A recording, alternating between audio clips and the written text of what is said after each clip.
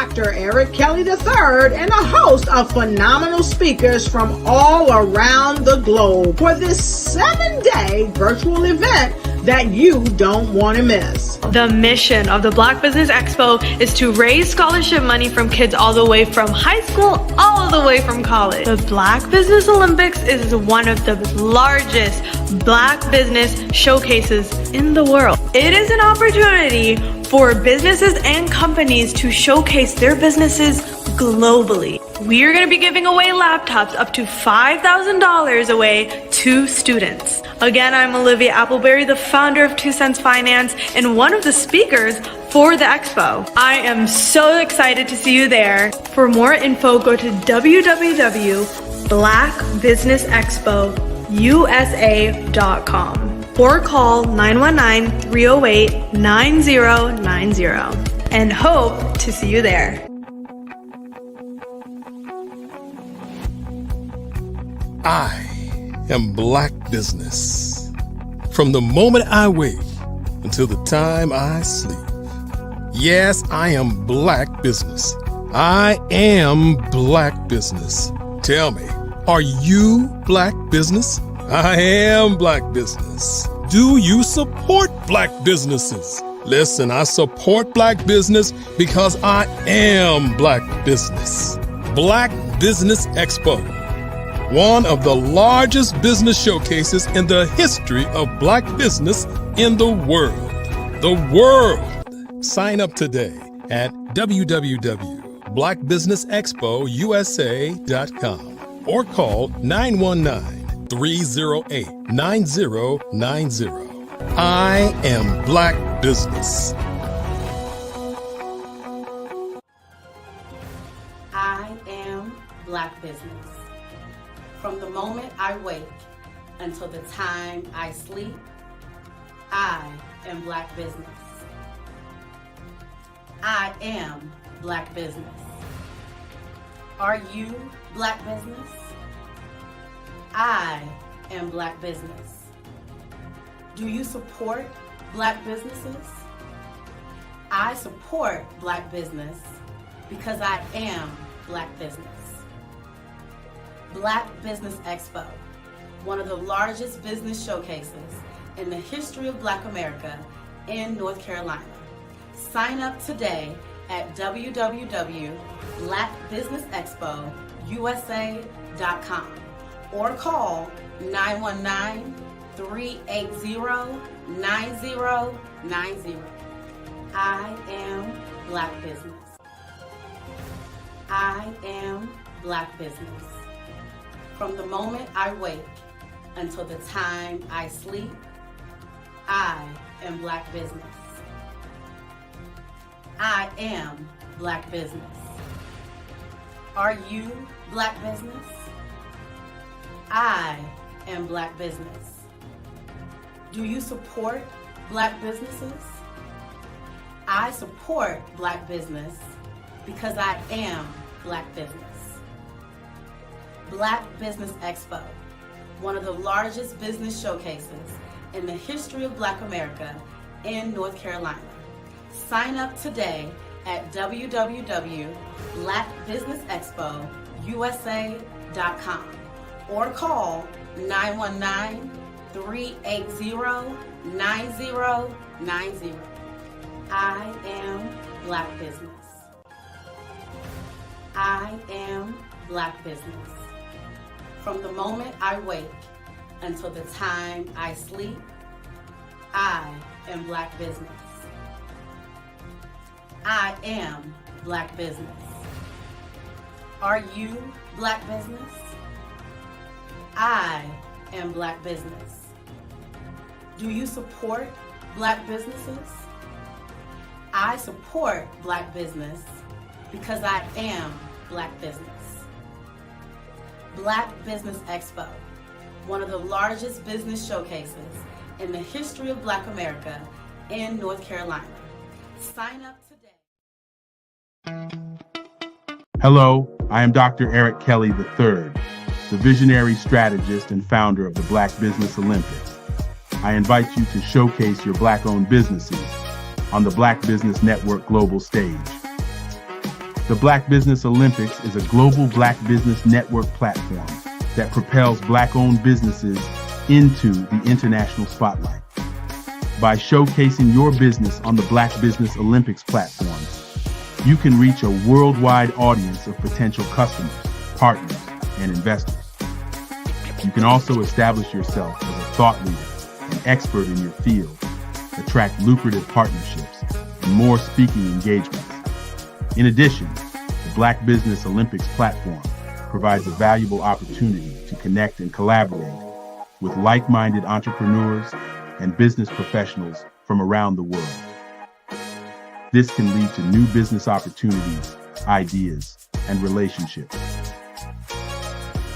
Finally, by sharing your story and expertise on the Black Business Olympics platform, you can inspire and empower others. This is a powerful way to make a positive impact on the world and leave a lasting legacy.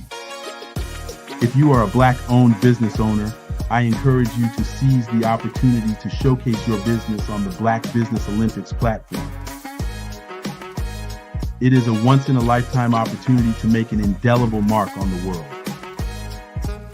Be one of the 1,000 visionary entrepreneurs who are changing students' lives, shaping industries, and leaving an unforgettable legacy for their families.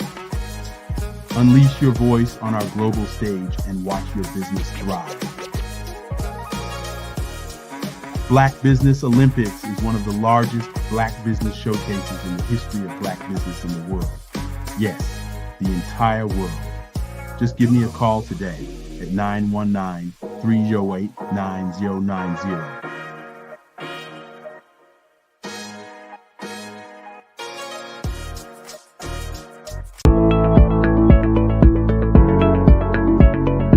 Prepare for what's coming and dominate in economic winter.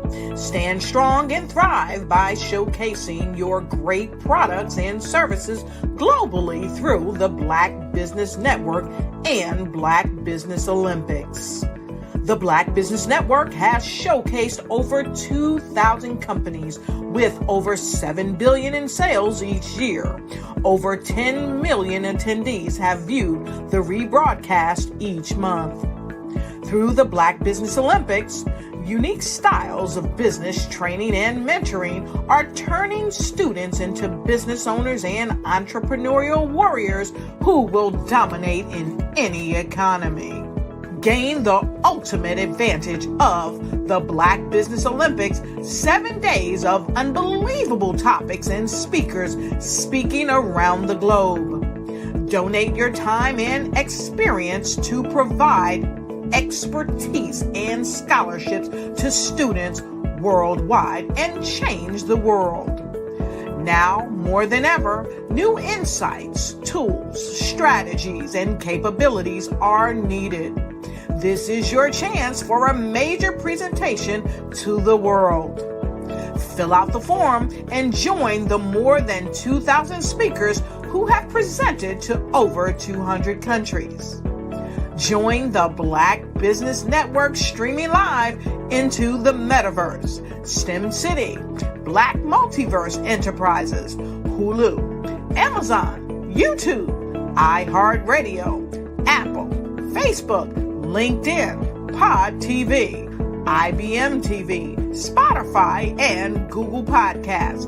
Sign up today. Spaces are limited, and we will see you there.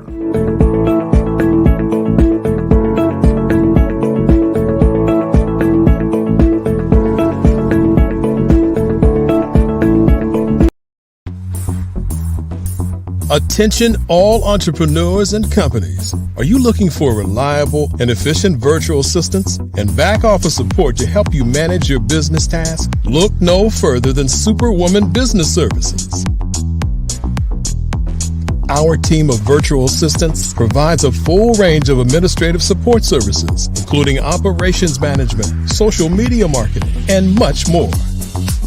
We also offer website design services to help you create a professional online presence that reflects your unique brand. In addition to administrative support and website design, we offer business development and structuring services to help you grow your business and achieve your goals. We'll work closely with you to identify areas of improvement and develop a customized plan to help you reach your full potential.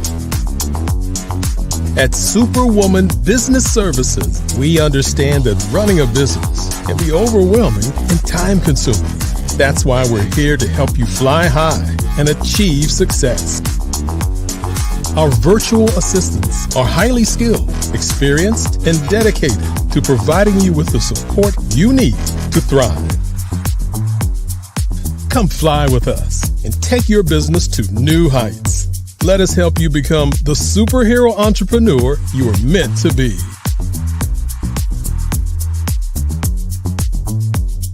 Contact Superwoman Business Services today to learn more about our back office support services.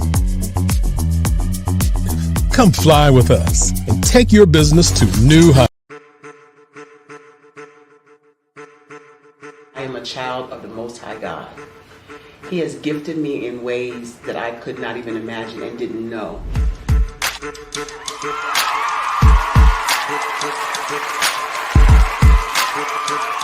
There was a time when I didn't know who I was. I listened to other people tell me who I should be, what I should do. I listened to people telling me that I should be a boutique owner, that I should be a construction manager, that I should be a laborer.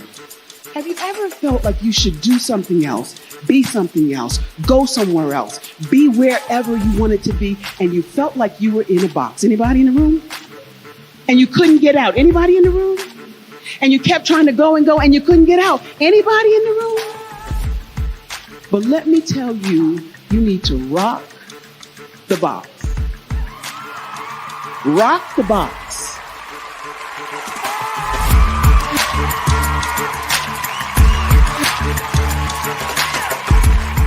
I am engaging, inspiring, and empowering.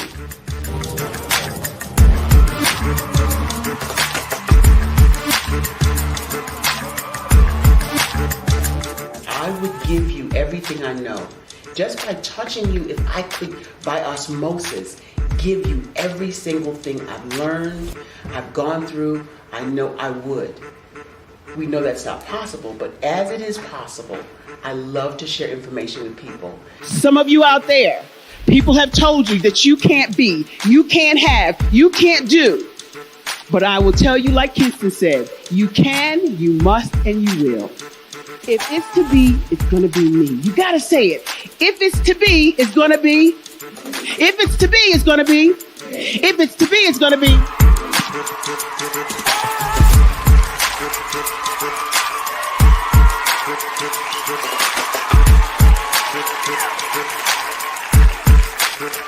Barbara is because she believed what her mama said about her and not what other people told her.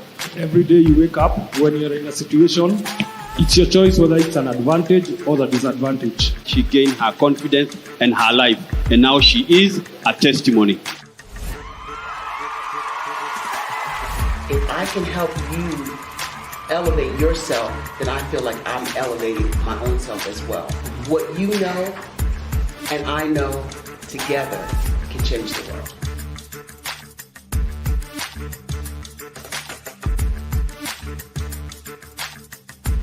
Producers, directors, I met designers, and then everybody said, oh, this is my 6th year, and oh, this is my 4th year.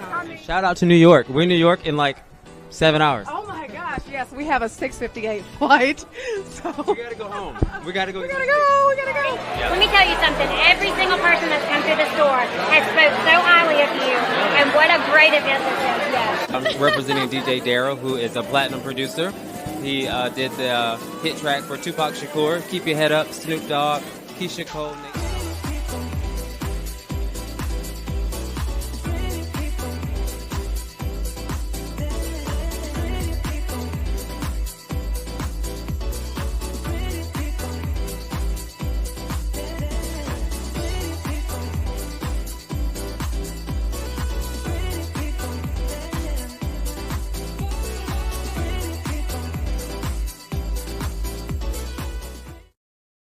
I'm Ramon Ray, founder of Smart Hustle Magazine and smallbiztechnology.com.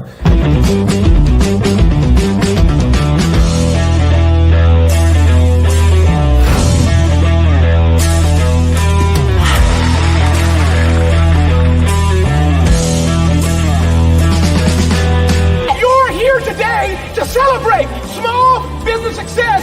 Stand up on your feet. You rocked the house. It was amazing. Didn't we learn? For me, success comes from failure. One thing not to do is shake somebody's hand like this.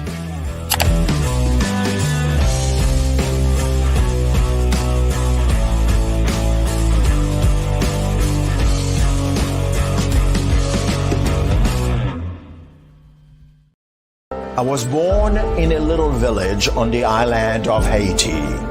Many deadly diseases pounded me. It is as if they were on a mission to end my existence on this earth. I refused to give up. In 1983, I left Haiti and came to the United States of America. And I came with $5, 2 shirts. I didn't speak any English. I came to Atlanta. I got a job. I was a doorman. I was a doorman with a dream. What I used to do, I used to come on stage. I'd rehearse this moment that I'm standing in front of you.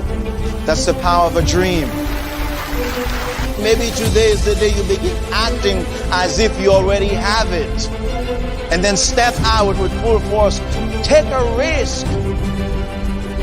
No condition is permanent. Don't let your situation distract you. You are chosen. You are called. You are born for a purpose in this life.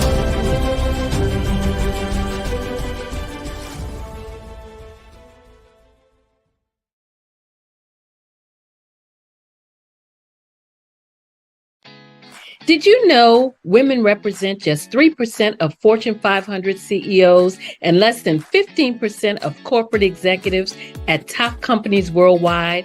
Have you wondered what the secrets are to getting into the top ranks, whether in the private or public sector? Do you want to figure out how to stop being held back in your career or passed over for promotion? Then you're in the right place. Hi, I'm Dr. Madeline Ann Lewis, President and CEO of the Executive Women's Success Institute. I have decades of experience in the military, the federal government, and corporate America. And my mission is to help women succeed and tap into their full potential. I want to reach 1 million+ women around the world to become the leaders they are meant to be. So if you want to move into a management or executive level position, or maybe you are a female veteran transitioning out of the military into business entrepreneurship, then reach out to the Executive Women's Success Institute at 301-693-3284. Let us get you on the fast track to success.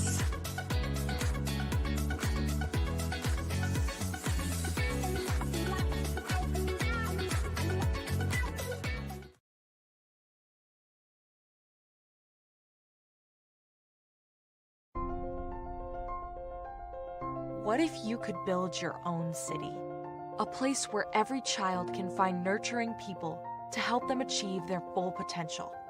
A place where every adult can access job training support, where health education is abundant, where social justice ruled the land.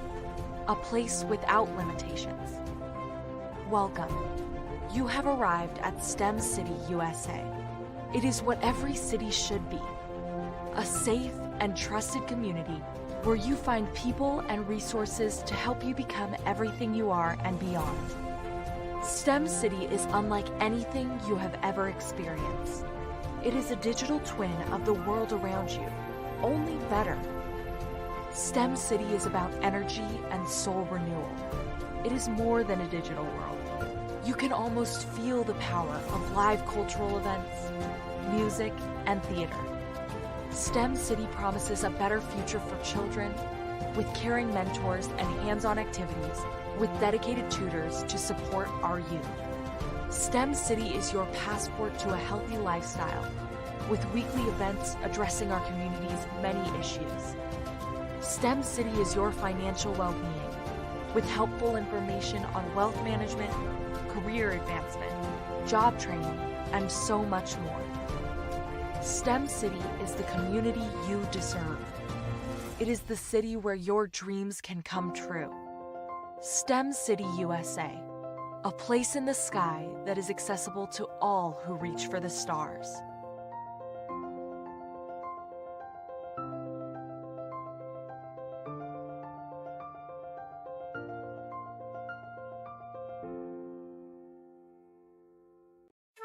This is Dr. Arnold T. Petsworth. He's the owner of Petsworth Vet World. Business was steady, but then an influx of new four-legged friends changed everything. Dr. Petsworth welcomed these new patients. The only problem, more appointments, meant he needed more space. That's when Dr. Petsworth turned to his American Express business card, which offers flexible spending limits that adapt with his business.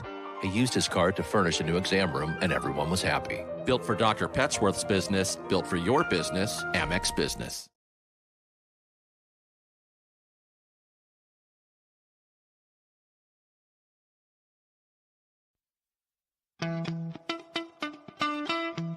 How many times have you been asked to help someone you didn't even know, a student, a business entrepreneur, or did you ever even ask, where did they end up? That business, that friend, that entrepreneur. Well, just maybe they ended up in a gang, bankrupt, homeless, or worse, dead. Maybe they turned to crime, drugs, and alcohol. Did you ever wonder? Did you destroy their dream, or was your life always so easy? At the Black Business Olympics, we started a movement to help students complete. Give them hope and foster success. Help them to leave their dreams of providing laptops and The Black Business Expo is changing my life. This year, they are giving away laptops and even $5,000 in cash to students just like me. I'm Alexis, and I want to go to college to fulfill my dream of becoming an entrepreneur. Help the Black Business Expo going to www.blackbusinessexpousa.com and also becoming a vendor, a sponsor, or donating.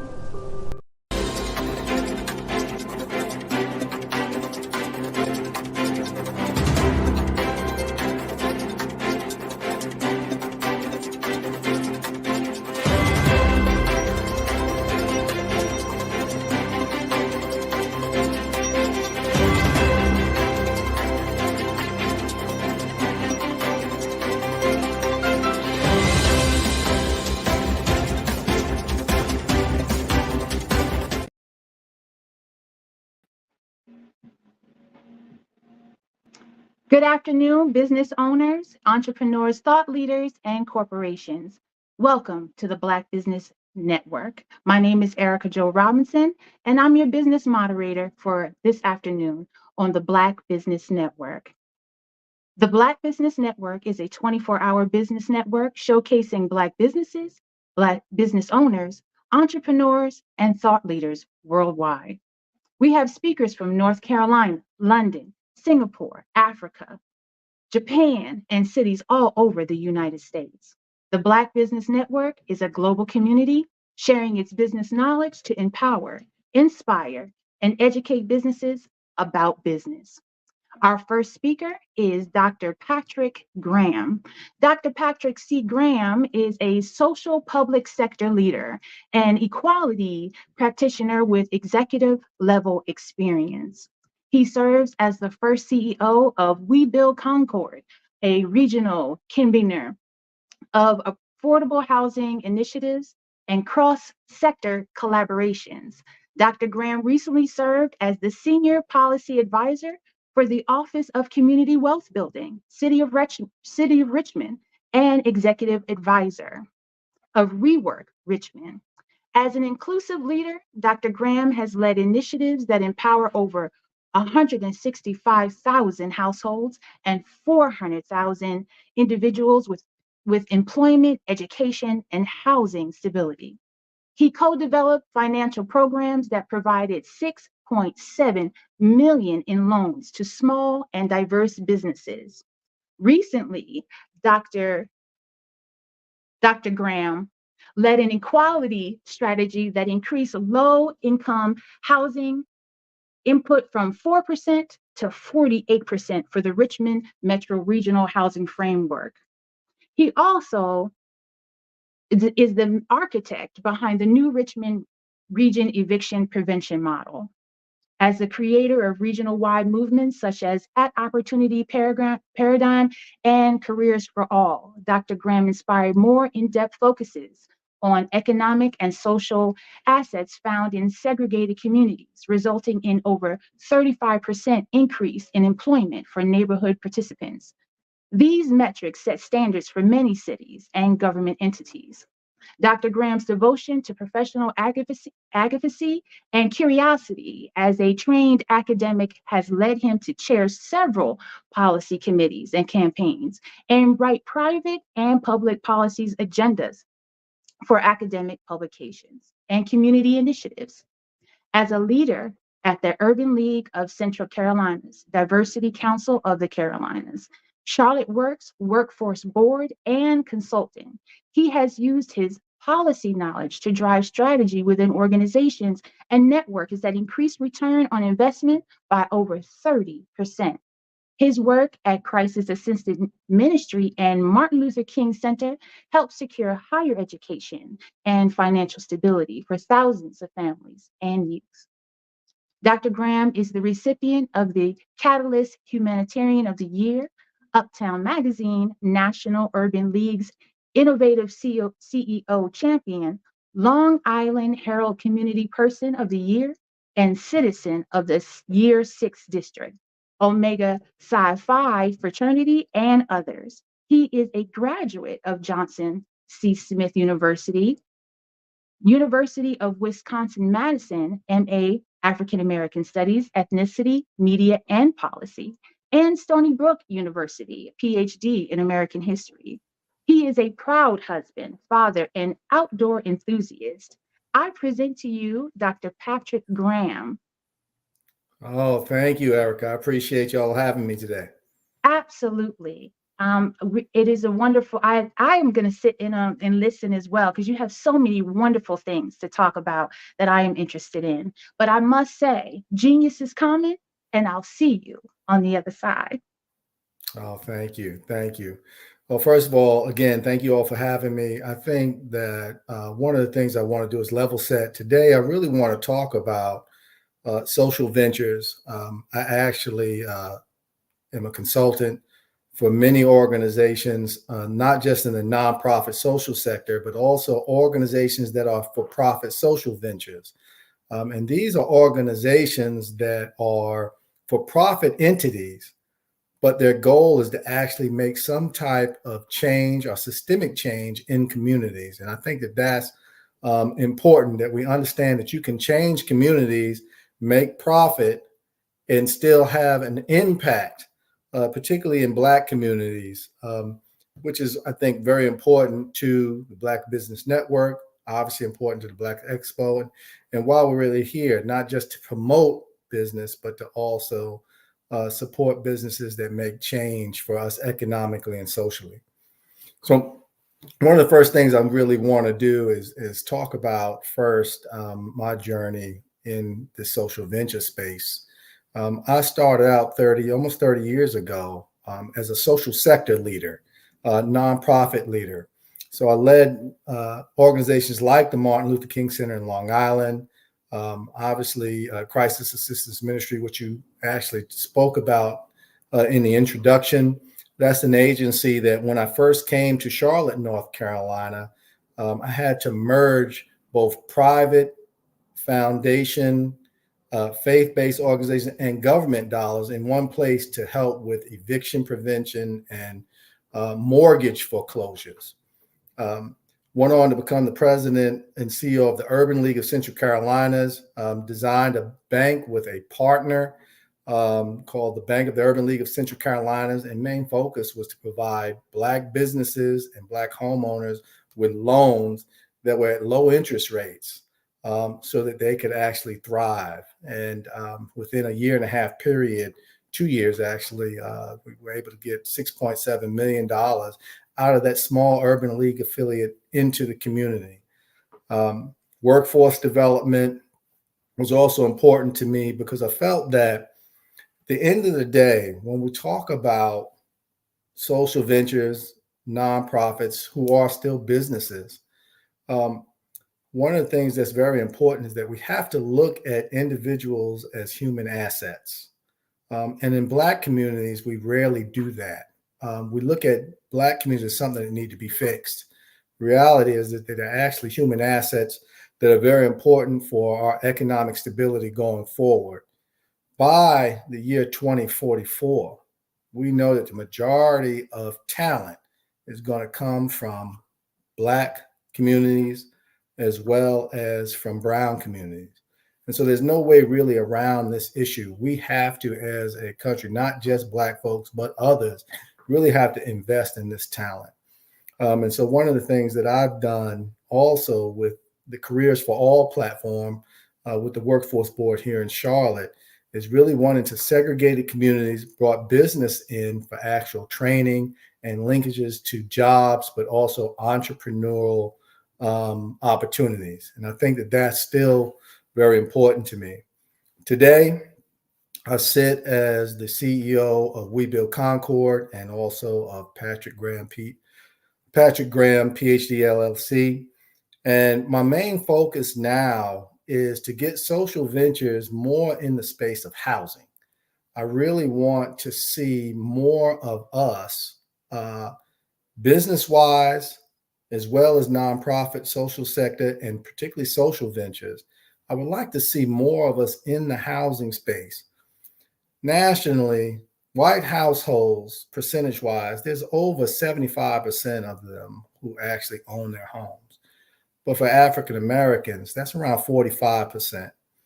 And the reality is that over the 20th century and well into the beginning of the 21st century, we noticed that it's housing is the one thing that actually still accounts for most of our gains. Technology and others ebb and flow, but one thing is for sure is that land, property, they don't replicate themselves. We only can transform them. And so I would like to see more of us in this space. And so as the CEO of We Build Concord, the first thing I was asked to do, as I've done with other entities, was to come in and give a strategic plan and vision to that organization. And so that people don't know that We Build Concord is actually the lead affordable housing developer for Cabarrus County, which is a county right outside of Charlotte. That county happens to be the third fastest growing county in North Carolina, but Concord itself, or the city, is the fastest growing city in North Carolina and tied for the 8th fastest growing city in our nation for its size. And so one of the things that they realized very quickly is that they had all of this industry coming in, new jobs, Lilly, Red Bull, other organizations that were having large impacts on jobs, Amazon. But what they didn't have is a housing platform that allowed workers to actually live there. And if you're an employer, you want most of your employees to live very close to where you are. So the first thing I had to do was actually come in and develop a strategic vision and plan for how Concord and the rest of Cabarrus actually was going to implement housing. And one of the things that I realized very quickly is that I had to actually train businesses and organizations to think of themselves as social ventures in this fight, but also teach them how to access resources that would not only benefit community, but still allow them to make earnings. And I'll give you a perfect example. One construction company, which is a Black construction company that's part of now our portfolio, is actually within a year and a half has over $10 million in contracts with us. That shows you that when you have the right sort of philanthropic mind combined with your business, which a social venture is, it can allow you to take advantage of opportunities that not only increase your bottom line, but at the end of the day also make some systemic impact. And so housing is very important to me right now in this whole social venture development.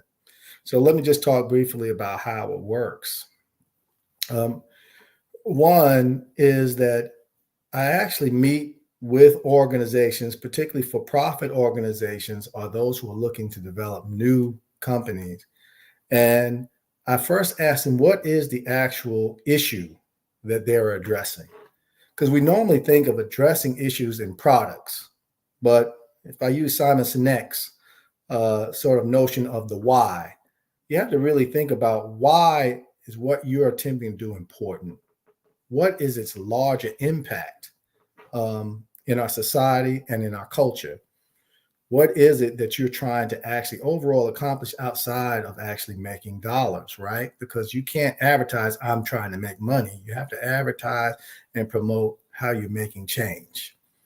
And so I work with some of these organizations that were related to the housing sector. I started looking at construction firms. I started looking at growing contractors who didn't have necessarily capacity to take on larger projects, and begin to gather some of those in the room and talk to them about how they can actually become part of this affordable housing, attainable and workforce housing platform right there in Concord.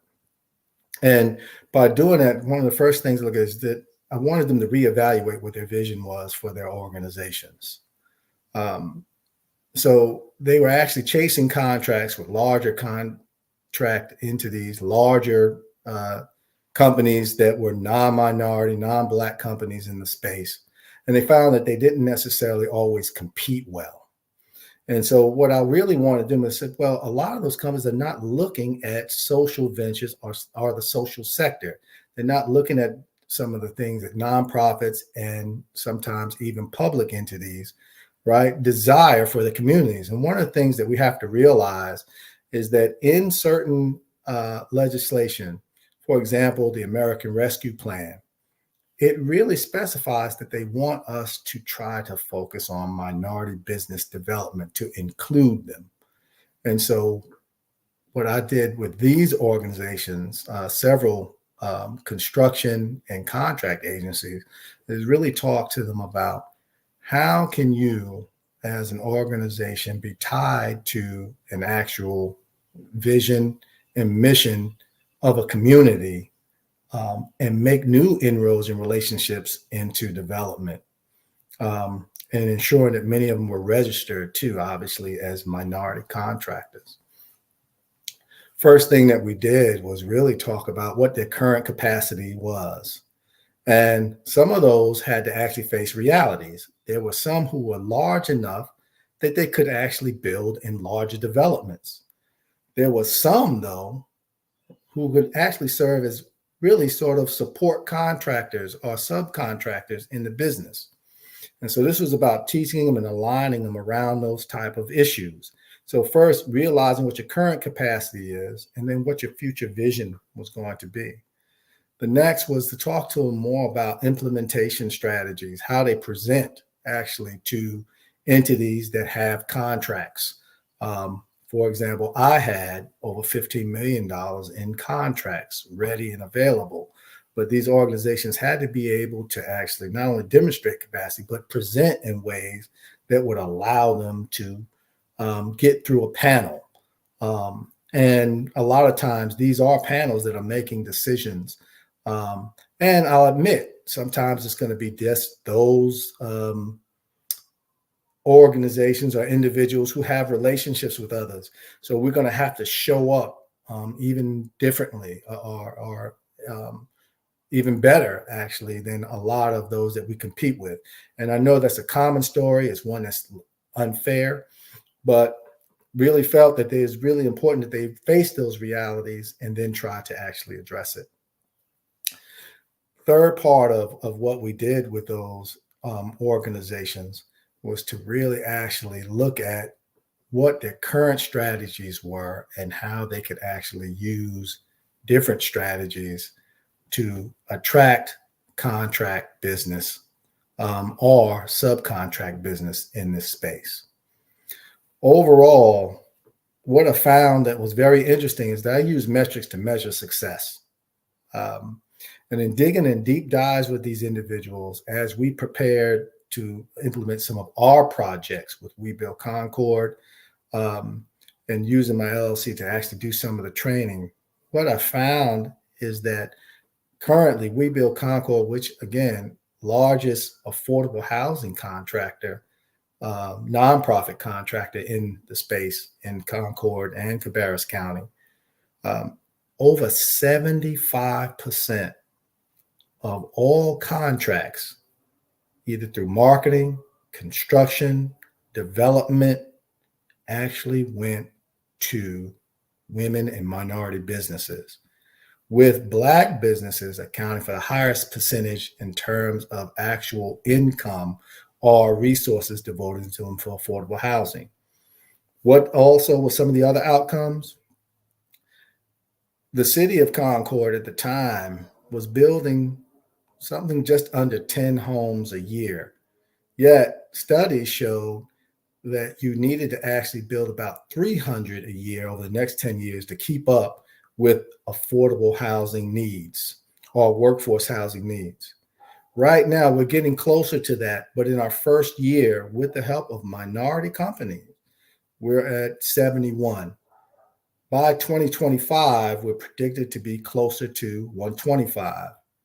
By 2027, we're predicted to be closer to that 300 threshold, and we'll be able to move even faster. But a lot of that was done by intentionally working with minority, particularly Black firms, to actually understand how these processes work, how they could actually be part of it, and more important, how they could be co-branded with organizations, municipalities, and others as a solution to an issue. And now many of these actually, many of these organizations are now actually having profits, and at the same time can say I was part of something larger that benefited everyone else. Some other things I want to mention too that I think are important as we do this. One is first, really look for partnerships, even in your for-profit social venture entities. I think that oftentimes we feel that we have to be the standalone, and we don't really look at opportunities that can actually combine resources with organizations that can help benefit all. I'll give you a perfect example. I have about 4 organizations now, Black companies, that decide to co-invest in affordable housing developments. So while we already had access to some properties, while we already had access to some dollars to build, we actually brought them in, allowed them to co-invest. And as we sold homes for ownership at affordable rates, those entities now earn profits. At the same time, now they're associated with our movement. And so when other opportunities come up, they're the first to know about it, but it also helps them leverage who we are and who they are. And I think that that's important, that a lot of us have to understand that if we don't actually think outside the box in terms of partnerships, we often will find that we just don't have the capacity to do it all ourselves. Eventually, I think as you grow, your capacity grows and you begin to take on more and more ventures that are lone ventures. But I think that partnerships will always be part of the mix. So I think that's one thing that I want to stress to everyone listening. 2 is to put egos aside and think long-term vision. What I was also dealing with a lot of the businesses that we incorporated into our strategy is they were so focused just on their own brand that at times it didn't allow them to see a larger picture that could actually build longevity. And so part of what I had to do with a lot of these organizations is really retrain their thinking and mindset around what is a short-term victory versus what are larger long-term victories. And I realized too that one of the issues that they faced and why they were so short-term in their thinking is that often they were living hand to mouth. So capacity. So really being able to link them with financial resources, others that could get them through storms. And I even at times changed some of our accounting policies just to accommodate them. And I realized that those of us who are in positions to do that, we have to really think about, as a side note, really think about how we can actually change access. So with some of these organizations, it meant that instead of them doing an N30 with us, is that I set up ways to do N10s for them so that way they could actually get paid quicker, have access to capital. And this is not something that can always happen because I had to let them know too that not everyone is going to change their accounting procedures for you. But it was a way also to demonstrate too that I was with them. So they began to have some faith in what we were doing and trying to do in terms of developing affordable housing in these communities. The other thing is that, again, getting past that notion of just your brand, but really being part of some larger collective, actually began to benefit many of them. So some of the larger Black firms began to actually include more of the smaller Black firms in their pipeline. So when it came time to do horizontal construction or vertical construction, you started to see more Black faces at sites, which I hadn't seen before, even from Black firms. When they subcontract out, a lot of times it was still those who just win these bids. And we really looked for responsible bids when we do it, but also trying to get people from those communities. The other things that we did is we implemented what we call a priority level for both contractors as well as for residents. And so what that means is that when you have all things being the same, meaning that you either have individuals trying to purchase homes who can at least qualify for the minimum loans that we would actually require to move into affordable development, where they're not spending more than 30% of their income on a home. And when we were looking at contractors who were actually from communities or actually had close ties to a community, we set up priority levels that allowed us to actually give them an advantage if all things were equal against others. And I think that that's important too, that many of us, even in our own policies as we do business, have to actually implement some ways to prioritize not just Black business, but local business as well, so that communities then begin to rotate their dollars within their community as opposed to always sending them out. And so with that, again, 75% of our contractors are obviously women and minority, and well over 76% of those were actually local. So I think that that's equally as important to strategies. It does take a little bit more work. You have to do a little bit more research, and you have to actually provide some accommodations for additional training, right? And getting people up to capacity. So ultimately, when you think about that, this is really not about so much just the issue of their capacity, but us as those who are training individuals to do this, who also sometimes may have purse strings or have some control, must also be willing to actually stretch a little bit further to allow these companies to really excel, or to at least be introduced into the pipeline. And last thing I will say about this particular segment is this. We need more organizations to participate in social ventures. that have really answers to larger systemic issues within our communities. However, what I have noticed is that so many of these organizations, and even in my training, want to run at 100 miles an hour before they've really done the research. A lot of these issues, someone has tried to address them, whether it's affordable housing, whether it was workforce development, myriad of other types of social issues that can be addressed. But what I have seen is that a lot of us think that we're the first ones on the moon. And it's so important that we actually do our research, look at the potential partners that are out there, look at the agencies or competition that we may perceive is there, and find where is our niche within a system. If you think about, for example, affordable housing, you're really talking about a system. If you think about workforce development, you talk about a system. If you talk about entrepreneurship, you're talking about a system. So where are you going to play in that system? Where is your impact going to be? It's really about understanding the continuum of that system. And I think that a lot of times as organizations, we don't see ourselves as part of a system. We just see us addressing some immediate need.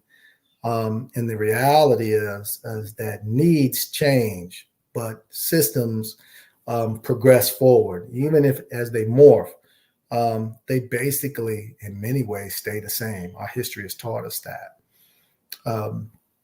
Something else I just wanted to touch on too briefly with folks is how do I, as a consultant, intimately actually get involved with the organization.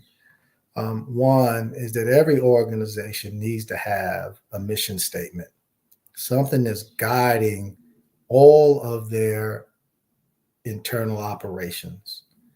Every organization, and you don't have to be a nonprofit or a social venture, needs to have a vision. What is it that you're trying to accomplish long term within the first 5 to 10 years of your organization, and not just for your profit, but literally for the benefit of others? When you think about it in that way, particularly in social ventures, visions are very important.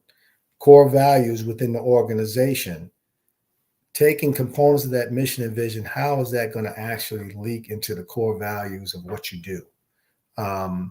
And while all this seems elementary, the reality is for some reason we tend to skip those on how we're going to govern ourselves, how we don't chase money, but actually chase our vision and mission, which actually then brings more resource and dollars to us, as opposed to changing constantly who we are to try to chase the dollar, but like be who we are and then actually let the dollars match with who you are.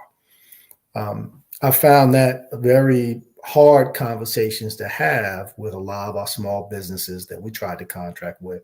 So I found myself actually taking many of them through those type of strategic processes and then developing strategies as well as operational procedures around that, which also is something that's also not lost on me, is that in, for example, the development of affordable housing ventures, a lot of the subcontractors. Greetings, beautiful people. I am Kahiri Ma'at, which means one who makes life on earth as it is in heaven. Now, ultimately, my genius is infinite in acknowledgement of the God that lives within. However, my genius in relation to my unique life purpose.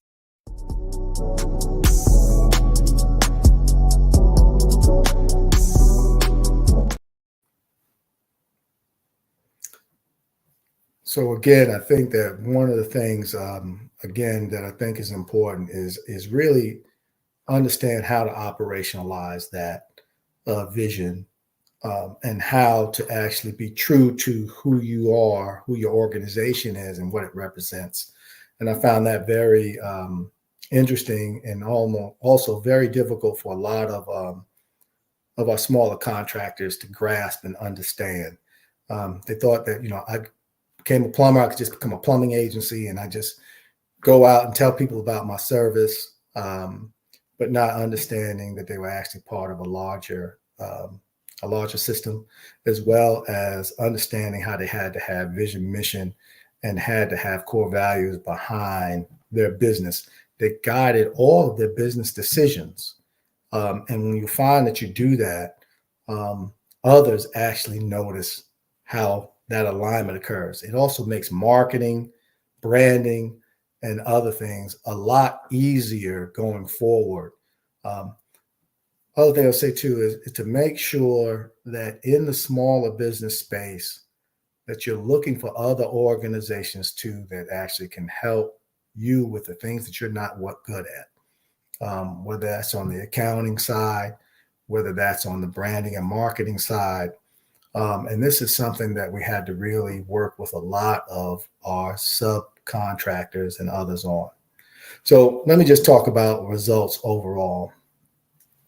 We built Concord when we started, and we were looking at trying to develop affordable housing, but also looking at how we can inspire more economic development as well as minority participation in what we do.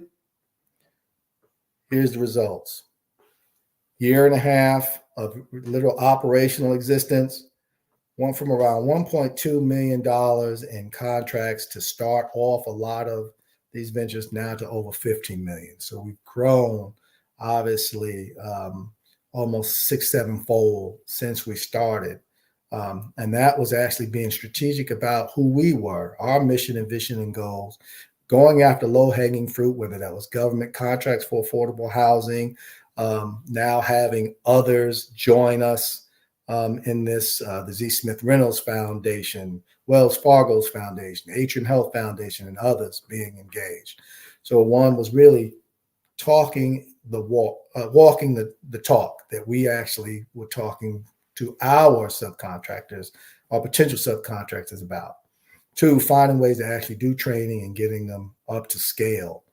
And then the last thing we really did was actually develop panels that could really review and honestly make assessments on what was needed for many of these individual organizations to help us in our mission, while at the same time actually develop an economic base for themselves.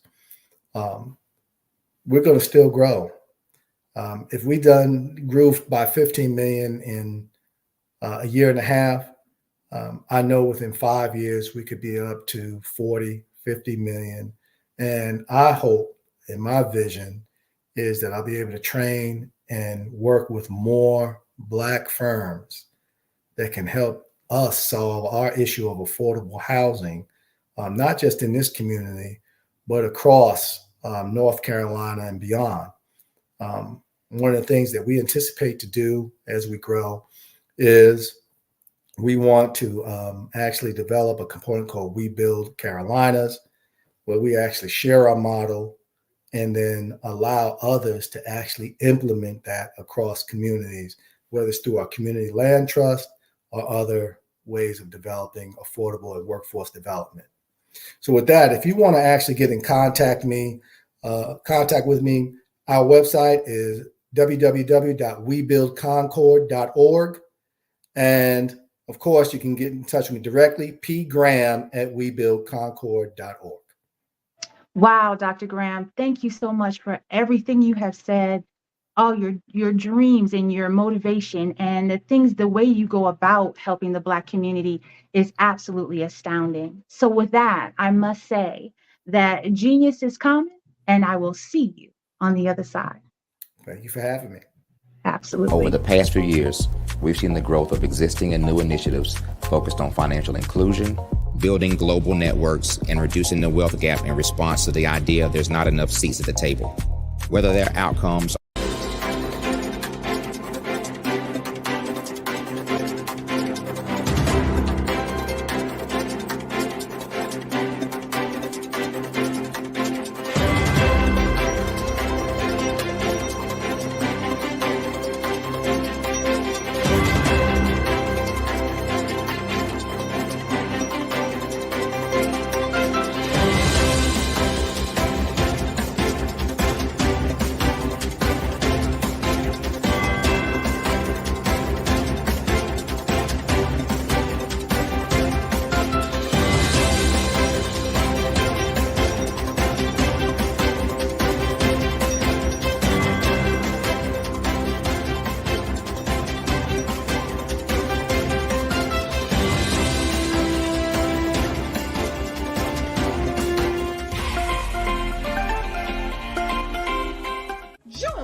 Dr. Eric Kelly III, and a host of phenomenal speakers from all around the globe for this 7-day virtual event that you don't want to miss. The mission of the Black Business Expo is to raise scholarship money from kids all the way from high school all the way from college. The Black Business Olympics is one of the largest Black business showcases in the world. It is an opportunity for businesses and companies to showcase their businesses globally. We are going to be giving away laptops up to $5,000 away to students. Again, I'm Olivia Appleberry, the founder of 2 Cents Finance and one of the speakers for the expo. I am so excited to see you there. For more info, go to www.blackbusinessexpousa.com or call 919-308-9090 and hope to see you there.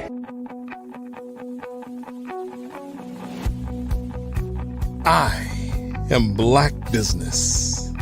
From the moment I wake until the time I sleep. Yes, I am Black Business. I am Black Business. Tell me, are you Black Business? I am Black Business. Do you support Black businesses? Listen, I support Black business because I am Black Business. Black Business Expo, one of the largest business showcases in the history of Black business in the world.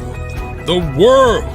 Sign up today at www.blackbusinessexpousa.com or call 919-308-9090. I am Black Business. I am Black Business.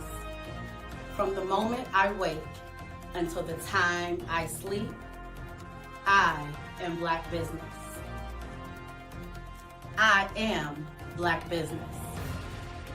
Are you Black Business? I am Black Business. Do you support Black businesses? I support Black business because I am Black business. Black Business Expo, one of the largest business showcases in the history of Black America in North Carolina.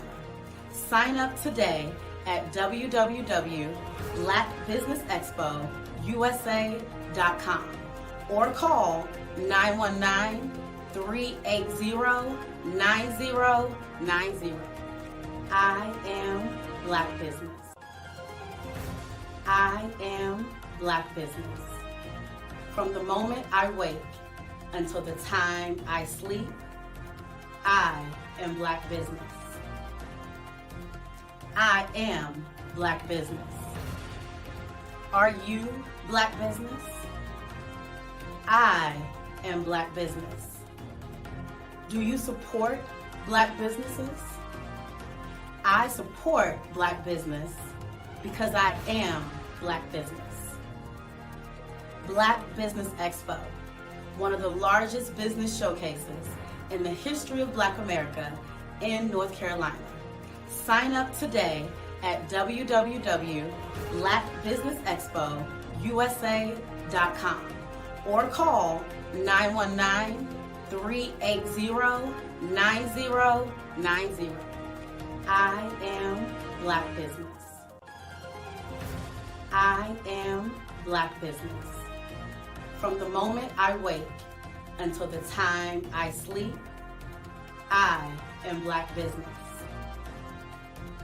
I am Black Business.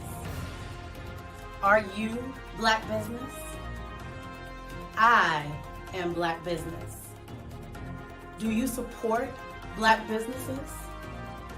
I support Black business because I am Black business. Black Business Expo, one of the largest business showcases in the history of Black America in North Carolina. Sign up today. How many times have you been asked to help someone you didn't even know, a student, a business entrepreneur, or did you ever even ask, where did they end up? that business, that friend, that entrepreneur. Well, just maybe they ended up in a gang, bankrupt, homeless, or worse, dead. Maybe they turned to crime, drugs, and alcohol. Did you ever wonder? Did you destroy their dream, or was your life always so easy? At the Black Business Olympics, we started a movement to help students complete. Give them hope and foster success. Help them to leave their dreams of providing laptops, computers, and up to $5,000 in scholarship funds. Today, we ask you to help a student, a business owner, or an entrepreneur to realize their dream by sponsoring them, supporting them, and buying from them. Consider this. With $1.6 trillion in our Black community, we only ask for a small donation for our students, our businesses, and our entrepreneurs. And you can change a life today. So I ask you, what are you going to do? Sit on the sideline and watch our students in high school be losers, miss out on their dream from lack of resources? Or are you going to donate to the movement and change their future and yours as well?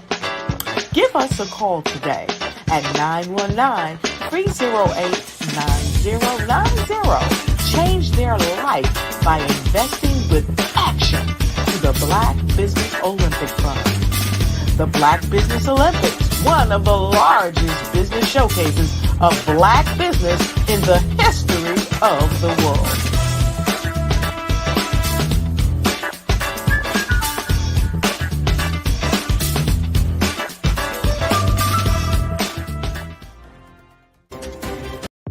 The Black Business Network and Black Business Olympics are essential platforms for Black business owners globally. They provide the tools and support you need to succeed in today's competitive marketplace. Join us today as we collaborate together with businesses from around the world to support our children, students, and young future entrepreneurs, Black businesses and corporations. We raise funds for students going to college and young entrepreneurs who are aspiring to be business owners, and we invite you to be a contributor today. Visit the website www.blackbusinessexpousa.com to connect with and learn more about how the Black Business Network and Black Business Olympics can help you not only share your amazing business story to businesses, but also serve future generations. Hello, my name is David Jones, CEO and co-founder of Hello LLC, where we help businesses build a culture, brand an experience, and leverage technology to pivot into Web 3. Join the Black Business Network streaming live into Roku, Metaverse, STEM City, Black Multiverse Enterprises, Hulu, YouTube, iHeartRadio, Apple, Facebook, LinkedIn, Spotify, Twitch, and Google Podcasts. Tune in, turn on, and let's thrive.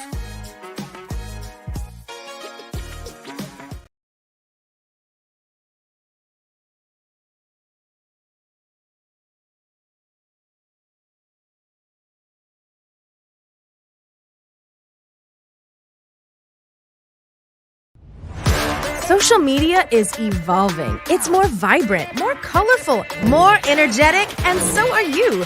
It's not just photos anymore. It's video, it's audio, it's subscriptions. And now there's Fanbase, a new monetized social network. Fanbase delivers the complete native app experience with full content monetization for every user. No algorithms that shadow ban your engagement or growth, and no ads. Follow anyone for free and subscribe directly to your favorite creators for $4.99 a month. Plus, show some love by tipping on any post. Also, make a Fanbase page and monetize your content the same way. Finally, connect with your followers by posting the amazing content you already create. And now, get paid for it. It's time to energize and monetize, because everyone's a fan of something and everyone has a fan base.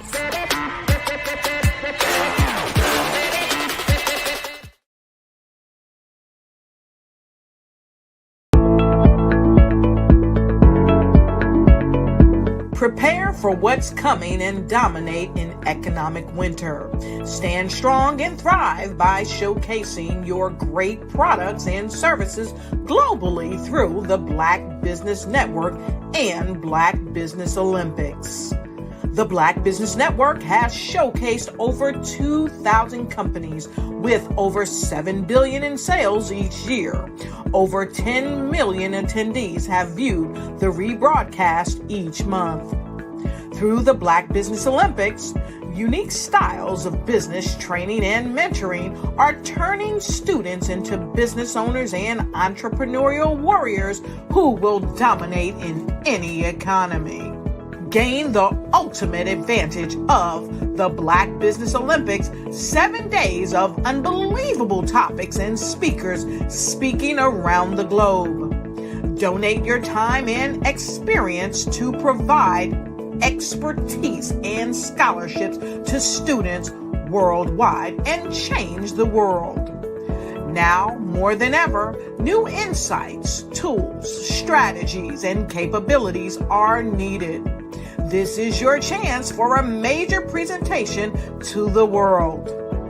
Fill out the form and join the more than 2,000 speakers who have presented to over 200 countries. Join the Black Business Network streaming live into the Metaverse, STEM City, Black Multiverse Enterprises, Hulu, Amazon, YouTube, iHeartRadio, Apple, Facebook, LinkedIn, Pod TV, IBM TV, Spotify, and Google Podcasts. Sign up today. Spaces are limited, and we will see you there.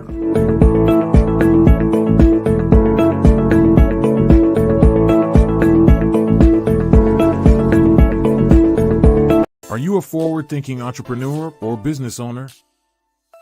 The world is changing faster than ever, and it's time to pivot and adapt to the future. Hello LLC is here to help you do just that. Hello stands for helping enterprises leverage leading-edge optimizations.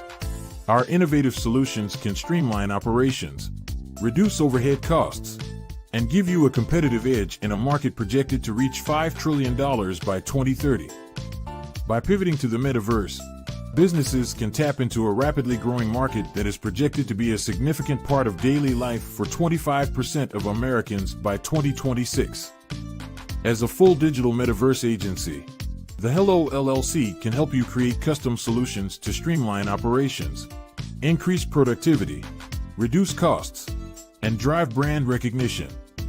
Why should you pivot to the metaverse with the Hello LLC? By leveraging cutting-edge technology, you can provide immersive experiences for your customers, expand your global reach, and unlock new revenue streams. Contact us today to make the pivot.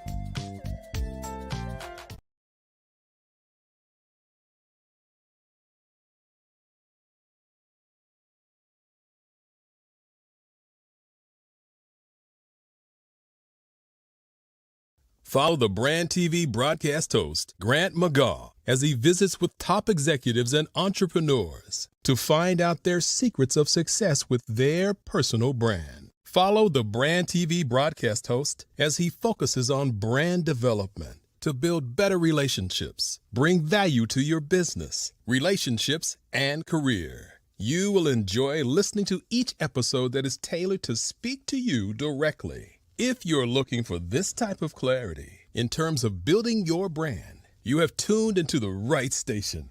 Each episode will help you to shape a conversation in the 5-star BDM network of 20,000 professionals and become a springboard for your corporate engagement and business opportunities. Each guest will frame their story in the areas of personal branding, business development, career development, financial empowerment, and technology innovation. Grant McGaugh explains why he is the CEO and owner of his own professional career. Grant is an accomplished business leader and entrepreneur who wants to give back to individuals to grow their personal brand strategy. Tune in as he weaves his story about new possibilities, while to you exceed expectations. If you love storytelling, this show will make for fun.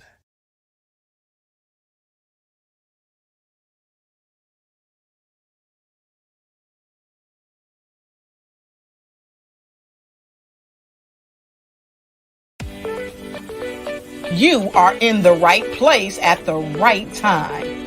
The Black Business Network opens again for its Black Business Olympics, a 24/7 broadcast on business, strategies, global branding, social media marketing, finance, advertisement, and much, much more. Featuring the top, most powerful entrepreneurs and speakers and thought leaders from all around the world as they gather together for this phenomenal event. Join the Black Business Network streaming live into the metaverse, STEM City USA, Black Multiverse, Pod TV, Roku, Hulu, iHeartRadio, Apple TV, YouTube, TikTok, Instagram, Google Podcasts, Facebook, LinkedIn, IBM TV, Spotify, and Twitch. Tune in today and be a part of this amazing movement. The Black Business Olympics welcomes you.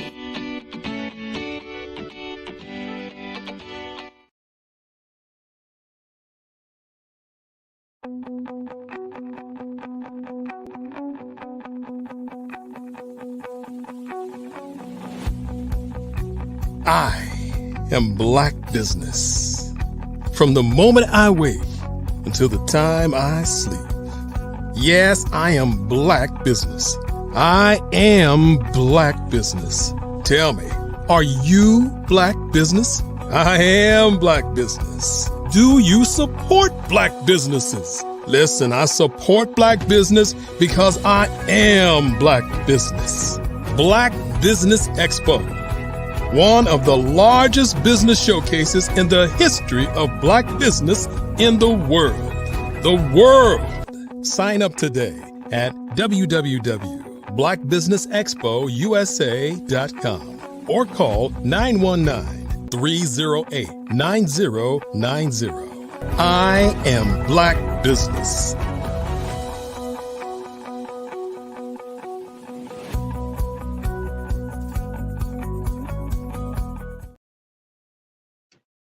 Good afternoon, business owners, entrepreneurs, thought leaders, and corporations. Welcome to the Black Business Network. My name is Erica Jo Robinson, and I'm your business moderator for this evening on the Black Business Network. The Black Business Network is a 24-hour business network showcasing Black businesses, business owners, entrepreneurs, and thought leaders worldwide. We have speakers from North Carolina, London, Singapore, Africa, Japan, and cities all over the United States. The Black Business Network is a global community sharing its business knowledge to empower, inspire, and educate businesses about business. Our next speaker is Troy Richardson. With 37 years of work experience in various industries, Troy is a passionate and driven sales advocate, financial literacy advocate, and content creator. He has a strong background in business, management, marketing, and related support services. And he is a member of the MBN Matthews Business Network. His mission is to promote health and wealth education to the masses and to empower them to make the right decisions to live better and prosper. As a sales advocate at Wellness Benefit Solutions since August 2023, he finds commercial, federal, and state and local government clients with the proven method of saving on payroll taxes and offering a world-class wellness benefit suite to employees and their families. He uses his skills in team building, customer satisfaction, and sales operation to establish and maintain long-term relationships with clients and to deliver value-added solutions that meet their needs and goals.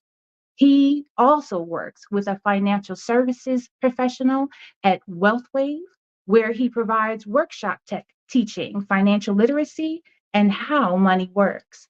Additionally, he is the creator and founder of a full cycle production and creative content company and the director of fundraising at FOSA Inc. I present to you Troy Richardson. Wow, Erica, thank you so much for that. Absolutely. As you were saying all those things that I'm doing, I'm like, who is she talking about? Right? I had to remember. And but again, thank you so much. I continue to be inspired by, you, Dr. Kelly, the entire Black Business Olympic family. And thank you for all those behind the scenes that make it look so effortlessly in what you do. We see this finished product and, we don't realize the work that goes into it. But my name is Troy Richardson. I'm the CEO of RCG Richardson Consulting Group, aka RCG Consulting, aka RCG Media Collaborative. And as Erica told you, I'm multifaceted. I've been blessed to align myself with a lot of people out there that are making change and they're impacting lives. And today, my topic is being in the game, right? One of the hardest things is to find yourself engaged and involved in a movement. And I feel that I'm literally a part of several movements that I want to share with you all today. Now, the first movement, I won't say number one, they're all top tier, just amazing opportunities. But I'm involved with a nationwide movement to bring free wireless and a free tablet to underserved communities and families and veterans currently receiving VA benefits, that they're qualified to get free internet and free Wi-Fi and a free tablet device in their home. And that's making a difference. My personal goal is to provide this free service and free tablet to 100,000 deserving individuals and families over the next 12 months. And I am recruiting people to help me do this. I cannot do it alone. That's one thing you will find when you're trying to start your business, that you cannot do it alone. So I'm aligning myself with other like-minded, like-hearted individuals that have this vision and share the passion in serving others. And this program, which is the ACP, Affordable Connectivity Program, it's a $14 billion program designed by the FCC to bring this free internet and free Wi-Fi into these homes. So there are people out there just like myself that are locking arms, and we are going to make sure that we do bring this free service and free tablet device to those families. So again, anyone receiving social service assistance, the Medicaid, I said the VA benefits, anyone within 200% of the national poverty guidelines, anyone receiving the SNAP benefits, the food stamps, and a few others, right? We know people out there need help. So let's bring it to them. Let's go out there and reach these folks, and let's find them and give them this free internet and free Wi-Fi service along with a free tablet. Not a bad deal. So that's one of these movements that I'm involved in. The second movement, and I really love this, I've been involved with this for a number of years now.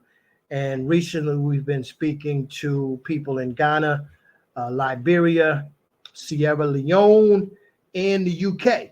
And what we're doing is bringing affordable housing to these countries. And we're also doing it here in the US, but it's a global effort that's going on right now. And I've aligned myself with a couple of the leading manufacturers that are providing these tiny homes, and we are bringing it literally to the world. Ghana has a void of about 1.6 million homes that are needed, and we are going to fill a lot of those homes with this tiny home project. And again, this is giving people home ownership at a very affordable entry point, sometimes between $30,000 and $40,000. They're going to own their own home. If you've ever seen the inside of a tiny home, it really looks good, and it is spacious. It has the kitchen, 1, 2, 3 bedrooms. We even have apartment units, 24-unit apartments. Can you imagine the difference that will make in some of these underserved areas in Ghana, in Liberia, in Sierra Leone, Cameroon? The list goes on and on and on. This is literally going on all over the world. And again, I'm so excited and honored and privileged to be able to bring this to not only global communities, but communities right here in the U.S. I just spoke with a local councilwoman in her office this week that is very interested in bringing these tiny homes to the Prince George's County, Maryland area. So just excited what's happening with this movement. Another movement that I want to touch on is the entertainment industry, right? And as many of you know, that I do have a media company, and we have finished the script, the marketing deck. We've done all the marketing that we have to do for this initial television drama series, which my goal is to attach this drama series to various nonprofits. And I want them to grow with this series. We also want to tap into networks such as the Black Business Olympics to help us market the series and everything that goes into running a television series. We want to tap into untapped talent. And I know there's a big pool of talent within the Black Business Olympics network of businesses that we're going to tap into, and we're all going to prosper and grow together, not only with this television series, but the other projects we have as well. We have a powerful stage play that depicts the opioid crisis in the urban communities and its impact on the families.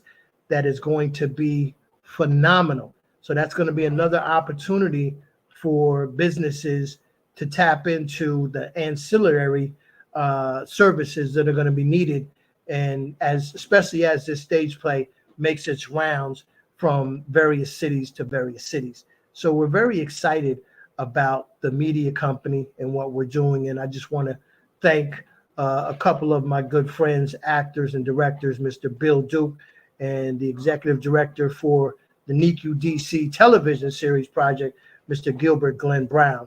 And I just rewatched Respect and looked at Gilbert. He played Martin Luther King Jr. in that wonderful movie with Jennifer Hudson again. And it was amazing. You know, his performance was incredible.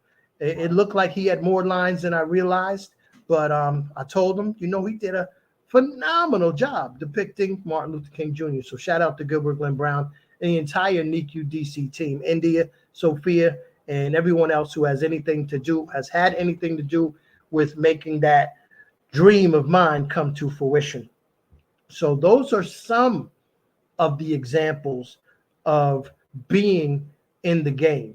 Now, this next one, this is for my business owners, right? And those especially that have W-2 employees, 30-hour week minimum W-2 employees, at least 2 W-2 employees. Now, I've become a facilitator for an IRS program that is very similar to the PPP and the ERTC COVID programs that popped up. The big difference with this one is that it's been around since 2013, that nobody knows about it. You don't need to provide any financials, none. No requirements for time in business. You could start yesterday, doesn't matter. The only requirement is that you have at least 2 W-2 30-hour employees. And the IRS designed this program to give tax leniency and up to a 30% decrease in your workman's comp rate. It's incredible. The average savings per employee is about $500 annually. So if you have 10 employees, that's $5,000 that you could potentially save. And there's no net cost involved. Only thing you have to do is get enrolled. So for those businesses out there that are, looking for extra funding to do, maybe something as little as office supplies, right? Maybe there's a program that you had to stop because you did not have the revenue coming in, but the IRS designed this program to give you a break. So let me help you take that break, get that break. So again, you can reach me if you don't know at troy@rcghome.net. That's troy@rcghome.net. And my worldwide telephone number, WhatsApp, is 202-517-4922. So the only way we're going to make a significant change, as the Black Business Olympics is doing, the Black Business Expo USA, this phenomenal, incredible family is doing, is to lock arms and tap into each other, right? This is how we're going to make that global difference, where we share not only best practices, we share ideas, we share business principles, theories, things that are working, and we share them. So many times people want to hold on to what they have for fear of somebody taking it. But trust me, 9 times out of 10, you did not create it. Somebody else created it and you're just using it. So why not pay it forward and help someone else? Because usually when you help someone else, it ends up helping you. So no more egos. It's all about we goals, right? And feel free to use that. Several people have. It's not about the egos. It is definitely about the we goes, because as one goes, we all go.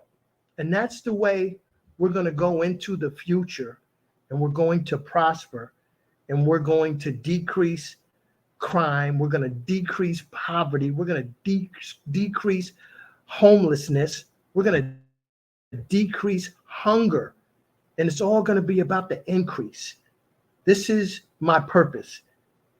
In the honor of my late mother, Dorothy Gray Richardson, I'm serving others, because I know as I serve, then I'm going to prosper. I will be rewarded. That's how it works. So again, I'm honored and definitely privileged to be a part of this family. But there is one other program that I want to introduce the world to. And this is an organization that I've had the pleasure of being affiliated with for about 6 years now. And this organization, they're known as the most researched nutritional food product in the world. They literally are. They sponsor the entire Olympic community with their products, their natural food products. So it's all about health. You guys know I'm a health advocate. This company is number one across the board in everything they do. But they are providing a franchise opportunity, virtual franchise, for only $52 a year. Nobody else is doing it. Nobody else is doing it like this company. So again, folks, tap into yourself, number one. Tap into your creativity. Tap into that desire that you have to do more and to achieve those levels of success that you see others having. You can do it. You know you can do it. You just have not had the opportunity that you feel is where you need to be. But there are so many opportunities out here for us all, and you just have to go for it. I'm going to reflect to one of my favorite quotes, and it's a Confucius quote, and it goes something like this: "The greatest glory is not to have never fallen, but to rise every time you do fall." And that basically means it's okay to fail. You're going to fail. Most businesses go through failure. Some people operate 10, 15, 20 businesses before they get it right. So it's normal to fail. You're not going to succeed without failing. So don't think you're never going to fall. You're just going to have to get up. You're going to have to rise. You're going to have to be that phoenix and rise to that level of success that others will see you from your adversity, and they will learn from your mistakes. And that comes in paying it forward and sharing information, right? We talk about the metaverse, the new AI, the chat GPT. This technology is making it easier for us to operate and to share information and to get information. So there's really no reason that you cannot go into business, but even better, prosper in business. But align yourself with those who are already doing it. Number one, reach out to a mentor. I used to be a government contractor, and they have a mentor protege program where a smaller company, an 8A company, a minority, woman-owned company, veteran-owned company, they would be mentored by an established larger company.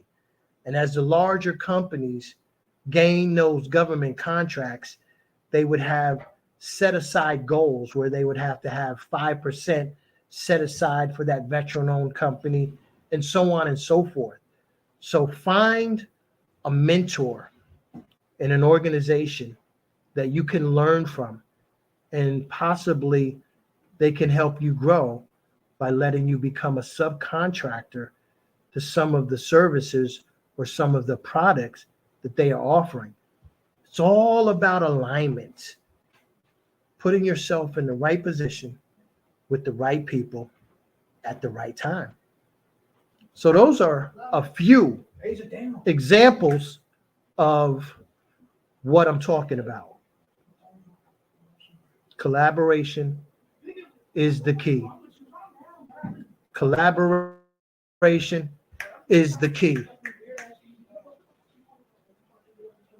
The Black Business Olympic family, Dr. Eric Kelly, and the entire family has put this platform in front of us so that we can utilize our gifts, our talents, our experiences to make a difference, a global difference. Now, it's a global world out there, right? And someone asked me, Troy, do you only deal with Black businesses? You know, this is a common question. Let's face it, right? It's the Black Business Network. No, of course we don't just deal with Black businesses. We can't operate just solely on Black businesses. You align yourself with those who you could benefit from doing business with, right? That have the same integrity as you, same values. But yes, there is a focus on Black business. If we don't have that focus, we can't depend on other cultures to have that focus for us. So yes, I do have a laser sharp focus on doing business with Black businesses. You heard it from me. I said it first. But I do business with everyone. Like I said, I'm a global entrepreneur. Many ethnicities, cultures that I deal with on a regular. Great people. And they all know that I love everyone, but I love my culture. This is my mother's culture. This is my grandparents. This is, my family. So absolutely, I love Black business. I am Black business. I'm light-skinned Black business, but nonetheless, I'm Black business. And I like to tell Dr. Kelly that I'm bringing light skin back. Sometimes we have these outtakes that you guys don't see when we're in the green room, and there's so much love and laughter that you guys, you don't see But when I tell you we have fun while we're going after, promoting each other's business, we have fun. And you have to make sure that, number one, you're able to laugh at yourself, right? Because again, there's going to be times that you fail. There's going to be adversity that's going to come at you.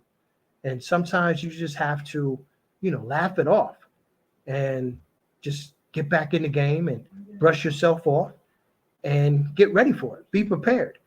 So again, I can't say enough about the Black Business Network family. And I'm just going to ramble off a couple names of people that inspire me.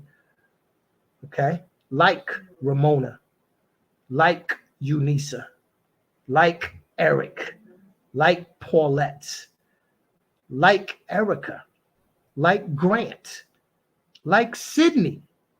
There are so many that I can name that have inspired me to do more. And I do a lot, and I'm not done by no means at all. I'm always engaging, always aligning with various people.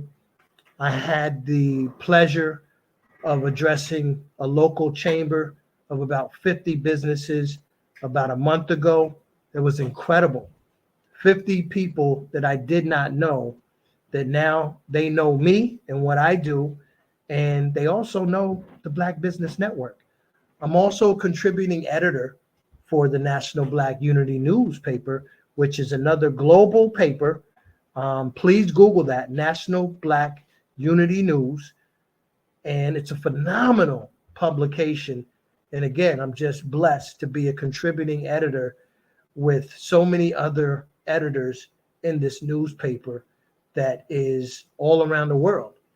So align yourself with those people that have the like mindset and the like heart set of yourself. I want to again give you the information to get in touch with me because it's important.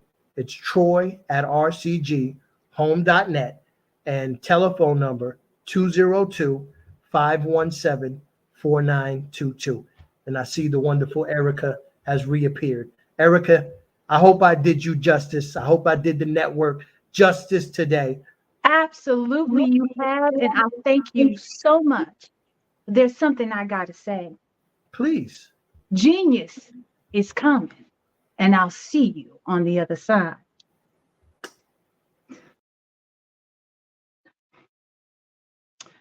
The Black Business Expo's mission is to raise funds for high school seniors going to college or K through 12 entrepreneurs. This expo is a fundraiser for students, and you may go to www.blackbusinessexpousa.com to donate to the scholarship fund or use the Cash App that's on the screen, $BBX USA. Our goal is to give laptops and up to $5,000 to 10 students. Students can register online at www.blackbusinessexpousa.com. Every dollar counts. So we want to remind you to donate to the scholarship fund. So we want to say thank you to our USA sponsors for April 2023. NC100, Moody Capital Partners, Suede Soul, Lotus Reach, Coaching and Training, Carolina, Virginia, Minority Supplier Development Council, Step Management, Barbara H. Smith, LLC, Maggie McLean Foundation, Inc., Genius is Common, Earth Essentials, Maylene Shawnee Global, Executive Women's Success Institute, The Quality Coaching Company, Superwoman Business Services, Creative Force Studios, Lee Entertainment, Artistic App Design, and Black Business Expo USA. Genius is coming, and I'll see you on the other side.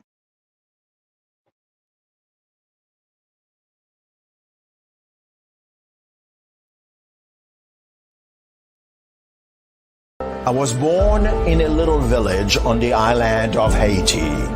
Many deadly diseases pounded me. It is as if they were on a mission to end my existence on this earth.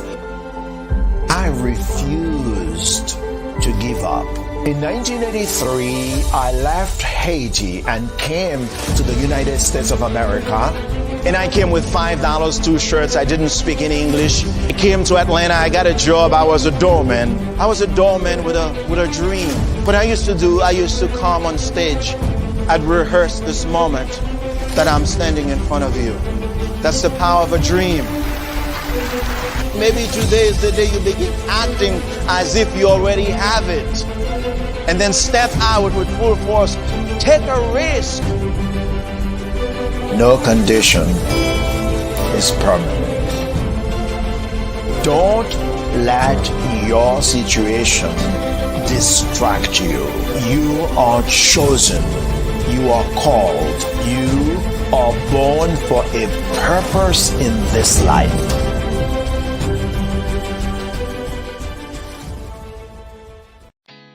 Did you know women represent just 3% of Fortune 500 CEOs and less than 15% of corporate executives at top companies worldwide? Have you wondered what the secrets are to getting into the top ranks, whether in the private or public sector? Do you want to figure out how to stop being held back in your career or passed over for promotion? Then you're in the right place. Hi, I'm Dr. Madeline Ann Lewis, President and CEO of the Executive Women's Success Institute. I have decades of experience in the military, the federal government, and corporate America, and my mission is to help women succeed and tap into their full potential. I want to reach 1 million plus women around the world to become the leaders they are meant to be. So if you want to move into a management or executive level position, or maybe you are a female veteran transitioning out of the military into business entrepreneurship, then reach out to the Executive Women's Success Institute at 301-693-3284. Let us get you on the fast track to success.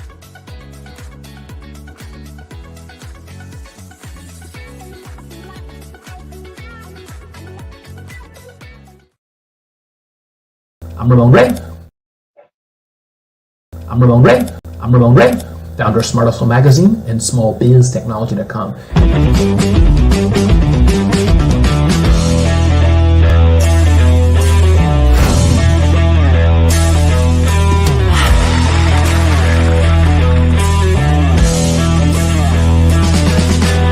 You're here today to celebrate small business success. Stand up on your feet. You rocked the house. It was amazing. Didn't we learn? For me, success comes from failure. One thing not to do is shake somebody's hand like this.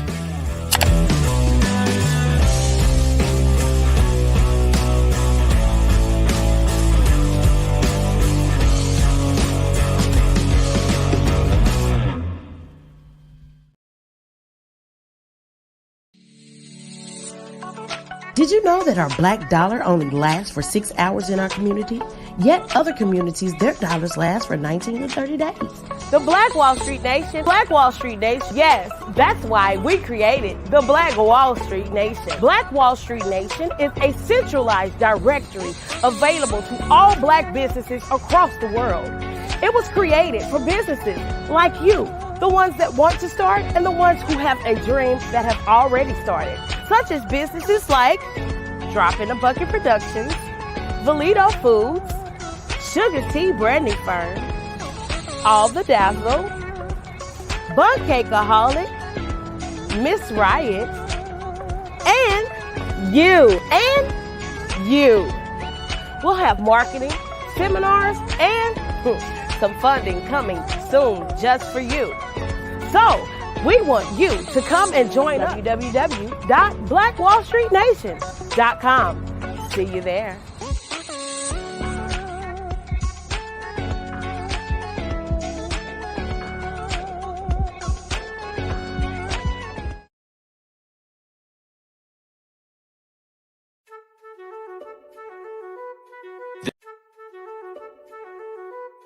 This is Dr. Arnold T. Petsworth. He's the owner of Petsworth Vet World, a veterinary clinic in Hopton, Connecticut. His patients include dog, cat, frog, fish, Goldie, dog, and this alpaca. Due to doctor-patient confidentiality, we can't tell you their names. Business at Vet World was steady, and then quarantine hit. Neighbors brought new four-legged friends into their homes. Bunnies. Bunnies everywhere. Dr. Petsworth welcomed these new patients with open arms. The only problem? There were more appointments than he could manage. That's when Dr. Petsworth turned to his American Express business card, which offers spending potential that's built for his changing business needs. He decided to hire a new assistant, Julio, and with spending power built for business purchases, he used his card to furnish a new exam room. Together, Dr. Petsworth, Julio, and American Express Business made sure all the pets of Hopton got the love and care they deserve. And everyone was happy. Get the card built for business by American Express.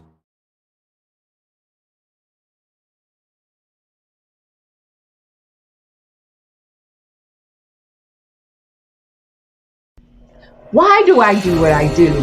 You know, my life coach asked me that a few years ago.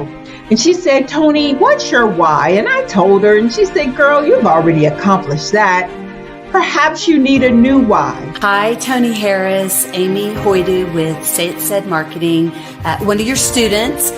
And just wanted to say thank you, Tony Harris, for spending so much time with me and giving me that boost in my business that I so drastically needed.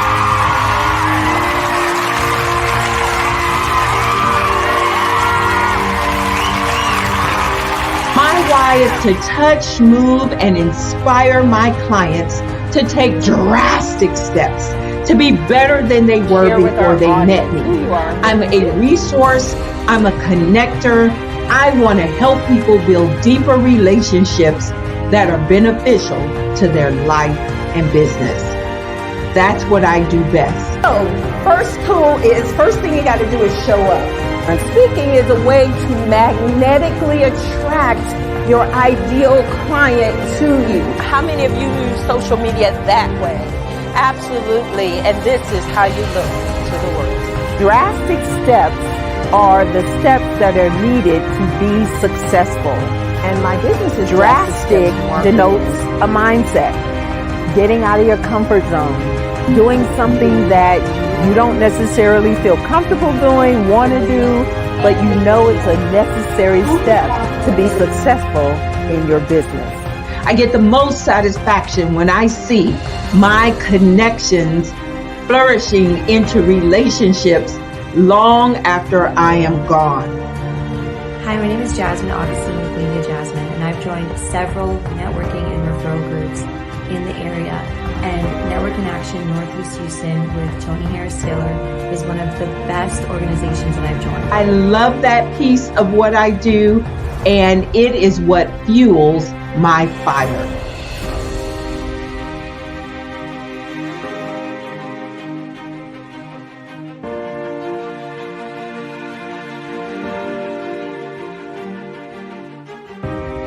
My name is Tony Harris Taylor, saying take a drastic step today for a fantastic tomorrow.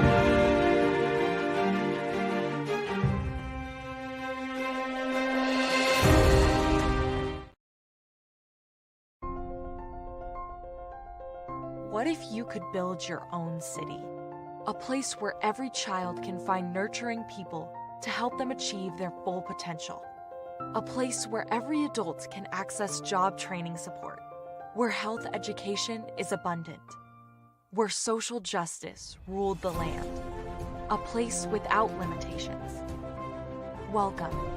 You have arrived at STEM City USA. It is what every city should be. A safe and trusted community where you find people and resources to help you become everything you are and beyond. STEM City is unlike anything you have ever experienced. It is a digital twin of the world around you, only better. STEM City is about energy and soul renewal. It is more than a digital world. You can almost feel the power of live cultural events, music, and theater. STEM City promises a better future for children, with caring mentors and hands-on activities, with dedicated tutors to support our youth. STEM City is your passport to a healthy lifestyle, with weekly events addressing our community's many issues. STEM City is your financial well-being, with helpful information on wealth management, career advancement, job training, and so much more. STEM City is the community you deserve. It is the city where your dreams can come true. STEM City USA, a place in the sky that is accessible to all who reach for the stars.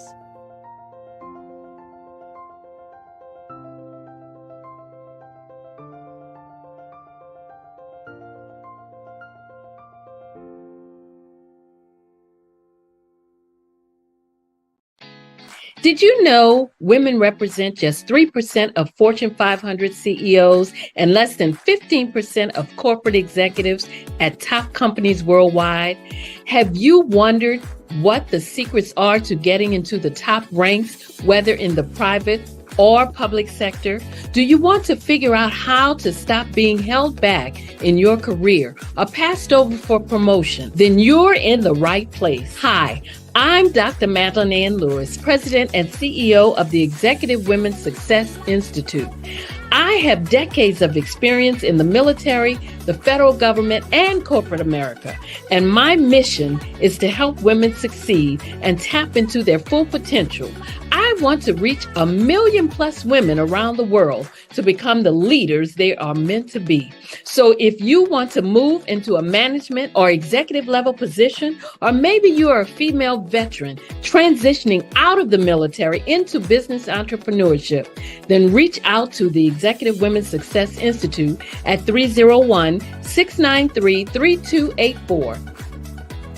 Let us get you on the fast track to success.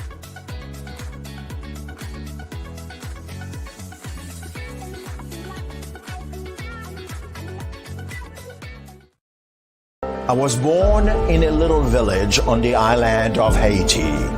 Many deadly diseases pounded me. It is as if they were on a mission to end my existence on this earth. I refused to give up. In 1983, I left Haiti and came to the United States of America. And I came with $5, 2 shirts. I didn't speak any English. I came to Atlanta. I got a job. I was a doorman. I was a doorman with a dream.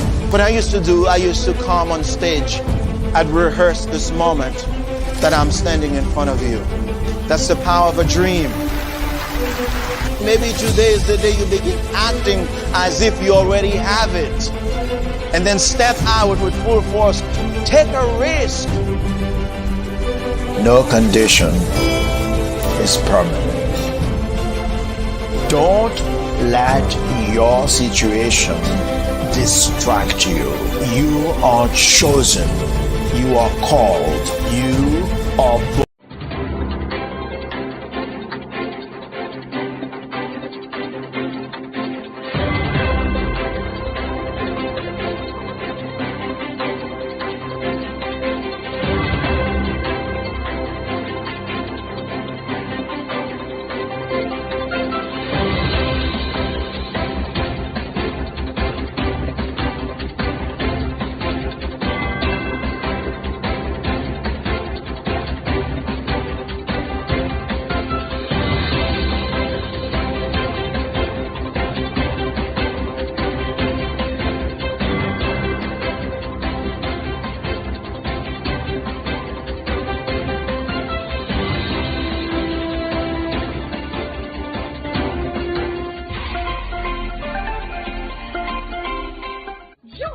Dr. Eric Kelly III and a host of phenomenal speakers from all around the globe for this 7-day virtual event that you don't want to miss.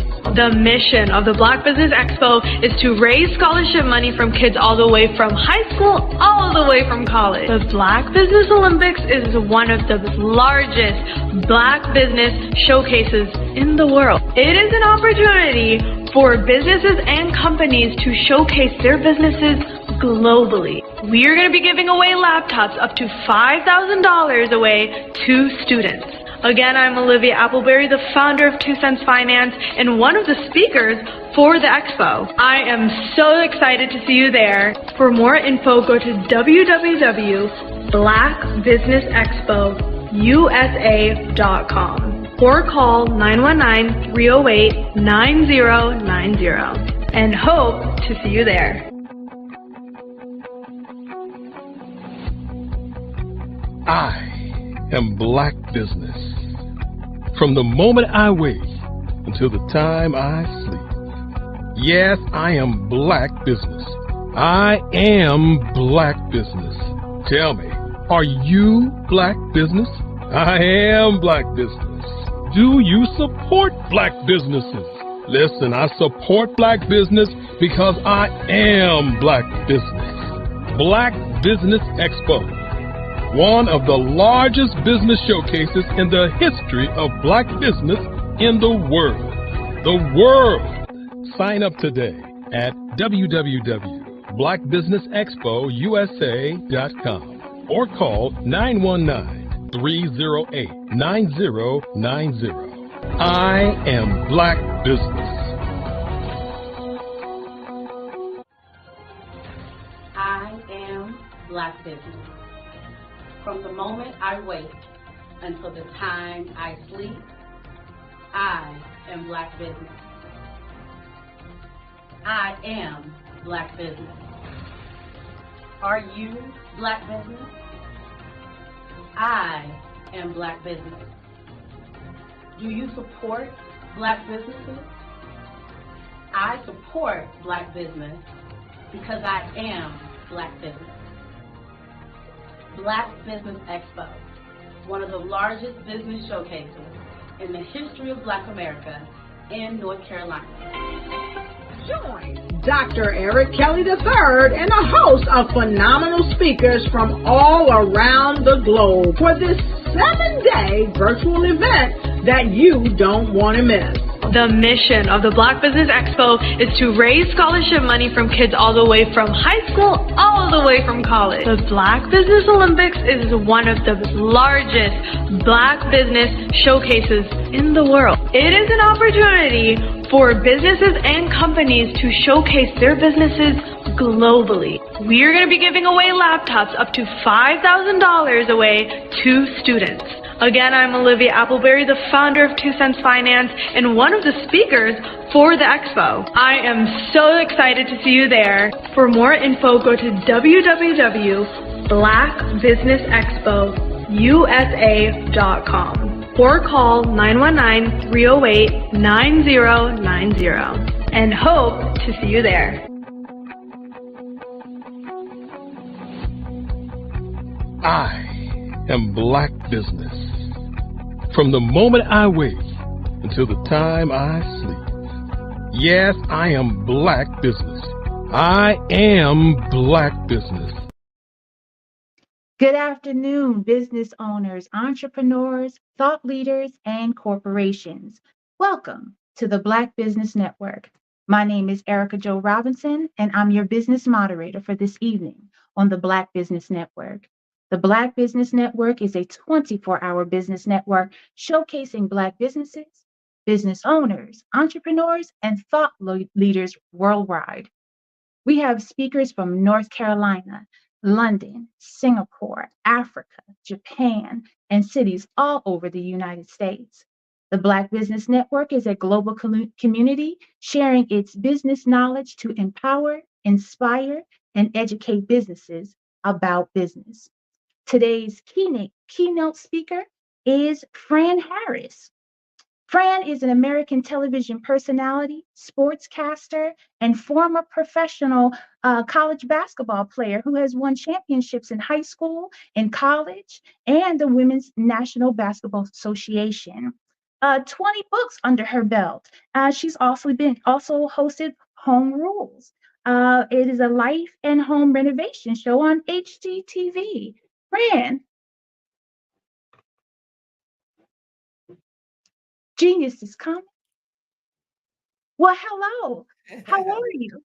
I'm doing great. How are you today? I am fantastic. It is a wonderful joy to have you on the show. I am so interested in all that you have to say. I will be listening and standing by. I just have to say, though, genius is coming, and I'll see you on the other side. All right. Thank you so much for that introduction, Erica. I will say the genius is coming and genius is here as well. I'm Fran Harris and excited to be with us today. And I'm going to be talking about a topic that is so controversial that every time I talk about it, it ends up being hours and hours of discourse about it. So what I want to say, first of all, is that the future is now. People tend to think of the future as the future, but the future on the topic that I'm going to be talking about today is now, and that is artificial intelligence. What is it and how can it help us leap into the future in terms of our business? I'm going to talk to you just for a few minutes about a couple of things regarding AI, and then hopefully at the end of my time with us today, we will be seeing it from a different lens. We'll be looking out the window at artificial intelligence in a very different way. Before I do that, I want to tell you a couple of things about me that Erica didn't mention because she didn't know me when I was 9 years old, right? Started my first business when I was 9 years old in Dallas, Texas. Loved entrepreneurship, grew up in a family of entrepreneurship, and I was always really fascinated by computers.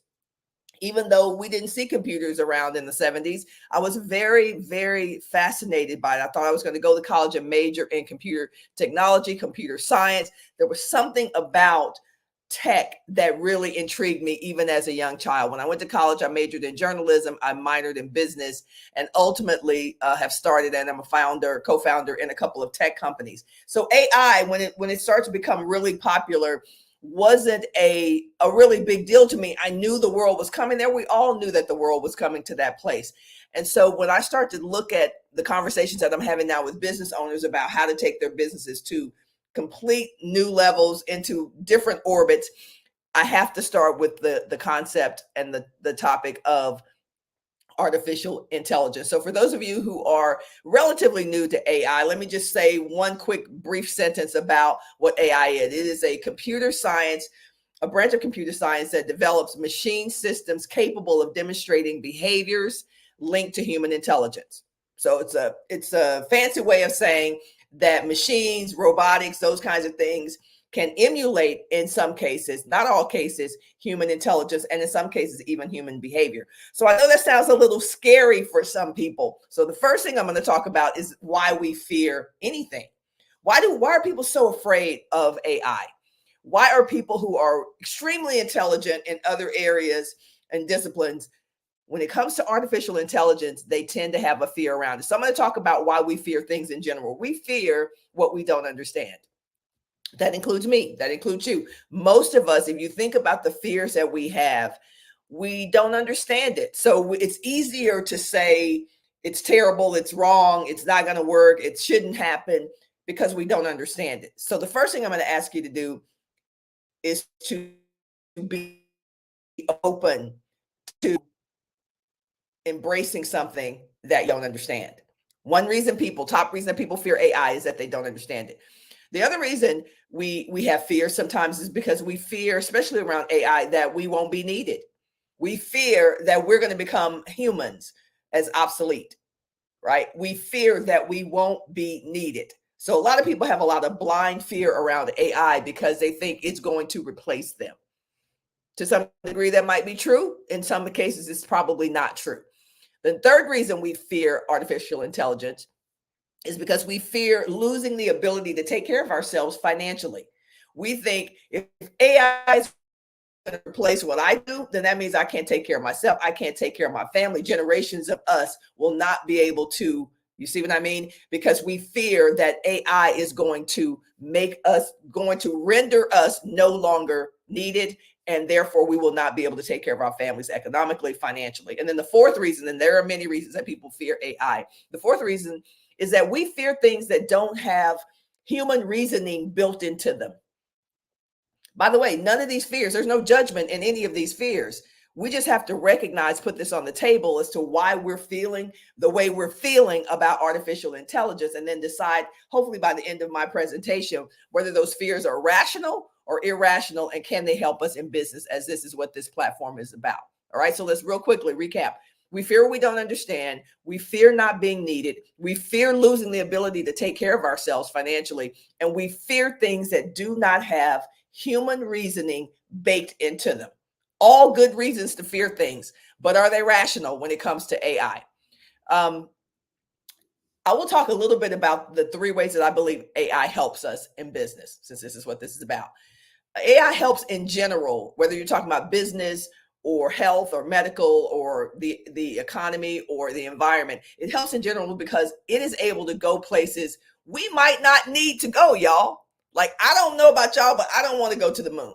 I don't want to go to space. I don't want to do all that space. I don't want to do any of that. I'm fascinated by it, but I'm not trying to go to these places when we can send a robot there, right? So AI helps by going places that sometimes we just as humans don't need to go. To the bottom of the ocean floor. I don't need to do that. I don't want to go there, but I'll send a robot, I'll send a camera down there to gather information. So AI can help us do things that we as humans might not need to do physically ourselves. Number 2, it can also solve problems by aggregating data faster, right? Now, if you grew up when I grew up in the 70s, we had encyclopedias in my house. Right. So if you needed to know something, you go to that room where those heavy books are. And we still have them, by the way, in my house in Dallas. And you look up the encyclopedia. There was no Wikipedia. There was no Google search. There was no computers. You had to find out things. And it took time. I went to the library every Saturday of my life, probably from age 8 till I was 15 years old. Love reading, love learning. My mom would drop me off at the library in Dallas. Lancaster Keys, some of y'all will know about that. And I learned by reading. And it took forever to write a book report. What AI can help us do is to solve problems by aggregating those pieces of data a lot faster. So again, another positive of AI. And then the third thing that AI helps is that it can do things that might otherwise cause loss of life, right? So going to the moon some things could go wrong. Well, do we want to risk human life doing that? Right? Do we want to risk human life sending people to the floor of the ocean? Do we want to risk human life by putting them in planes that go at these ungodly speeds when we can put a robot in there and we can still get the same data to be able to come back and make human form life better on Earth? So yes, there are pluses, there are minuses to AI, but it can definitely do some things that will help us. So today, though, is specifically about business growth and how AI can play a part in your business growth. So there are many, many, many, many ways. I speak on this all over the world.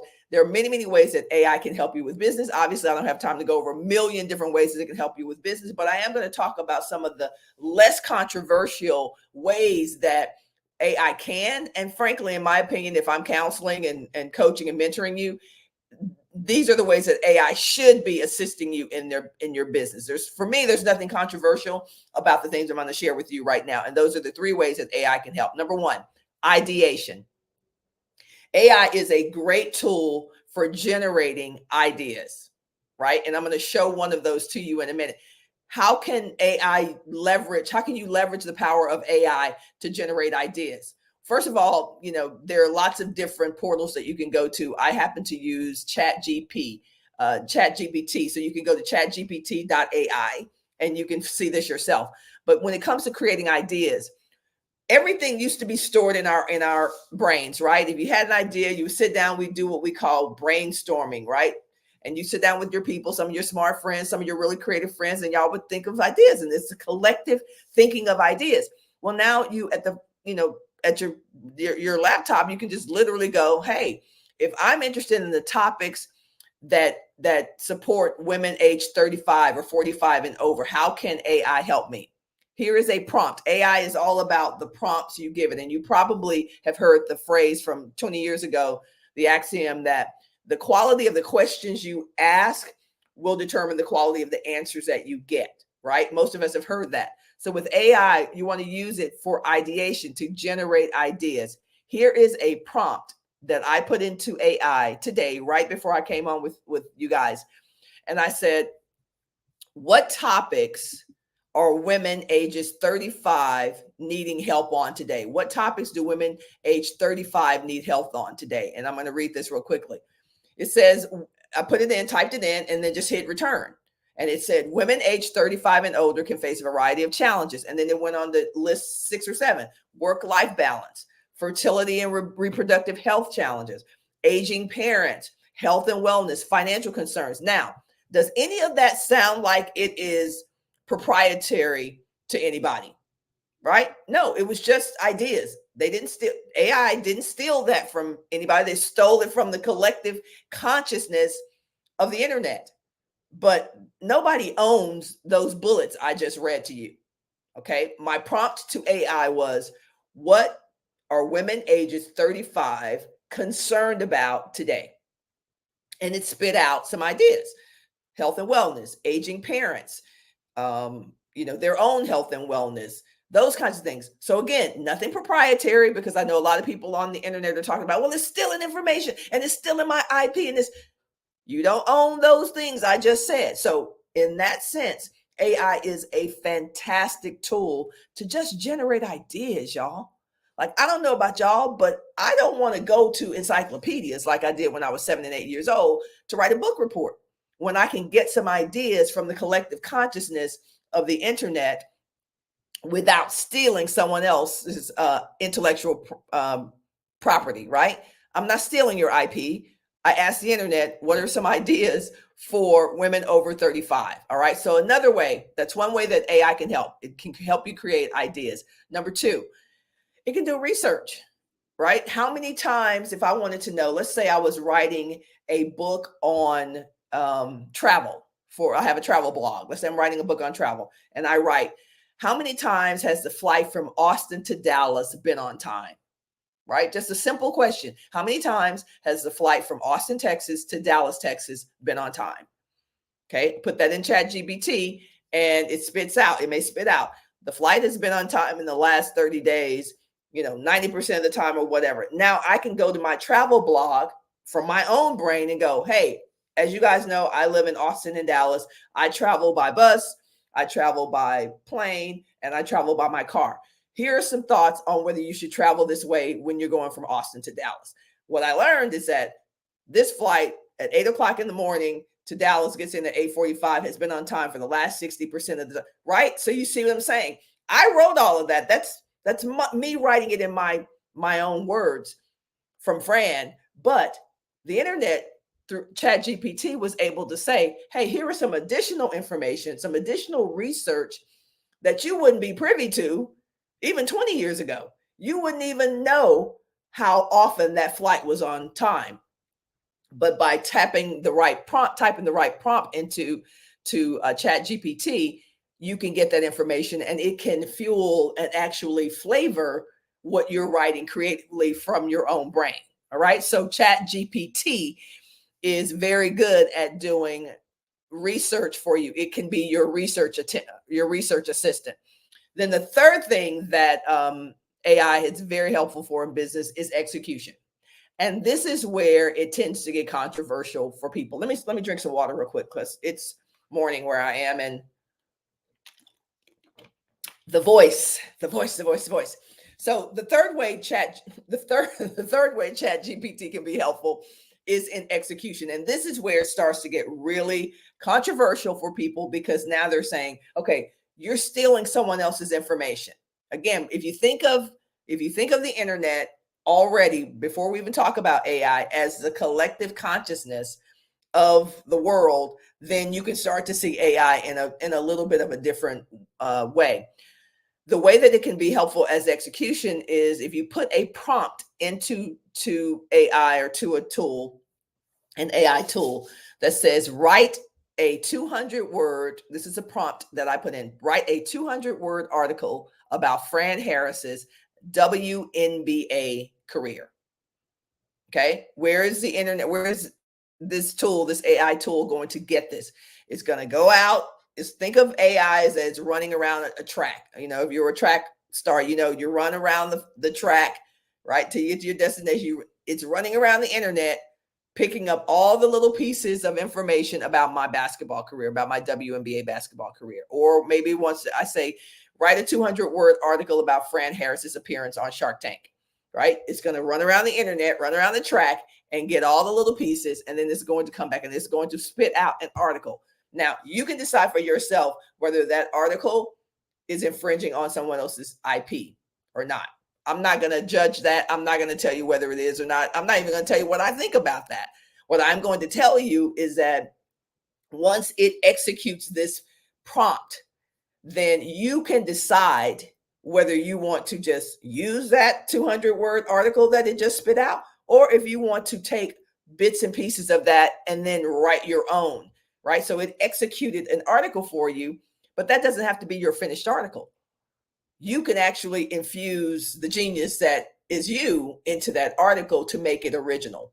And or you can take what ChatGPT spit out for you based on that prompt, and you can also put that 200-word article into a rewriter.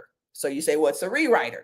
That's when you get something spit out from AI that you may not be comfortable using because you don't feel like it's yours. Again, no judgment. You got to make that decision. Everybody's got to make that decision. You then go and put it into another tool that basically says, take this 200-word article and rewrite it and make it an original article. And here's the thing about the rewriting tools that are out there. You can actually train those tools, both the AI tool and the rewriter tool, to learn your voice so that when you feed it something, it will spit out something that actually sounds like you, right? It takes your sensibility, it takes your words, it takes your cadence, it takes everything that you would bring to an article, and it puts it in that article, even though you may not have written the original version of that article. I hope y'all are tracking with me on this, because this is where it starts to become a real opportunity for your business to grow by understanding that AI is a tool. It's a tool, right? It is a tool that you can use, just like we've always been using the internet for a tool, just like I use the encyclopedia to write my books. When you think about to write my reports when I was in middle school and high school, remember how the teacher would say, make sure you cite your sources, make sure you give credit, make sure you leverage attribution. Like, don't pretend that you wrote that article, because you're going to get an F if you do that, right? But it is exactly the same. I would go to my hallway closet, and I would get out the books, and I would look up the books on snakes if I was writing something about that, if I was writing a health report, and I would infuse my brain, my own understanding of what I was writing, leveraging the expertise that was on the paper and on the page in that encyclopedia. It's the same thing with AI. And so you have to exercise your judgment and your integrity, just to be candid with you, about what is yours, what is theirs, what is in the middle, and what you can, in all good faith, and what's legal, produce something, a program, product, or service, or book that you can literally call your own. So there's so many gray areas about that, and only you candidly will know whether you are stealing somebody's stuff, or if you have done everything, taken all the necessary steps to get an original version of whatever you're trying to put into the marketplace, to make that your own. And so this is why AI has become such a controversial topic, because nobody wants their stuff stolen. I've written 20 books. Do I want somebody to go to type in a prompt and says, write a book similar to Fran Harris's book about my sister's business, but change these things in it? Do I want someone to do that? I can't stop someone from doing that. Do I think it's okay to do that?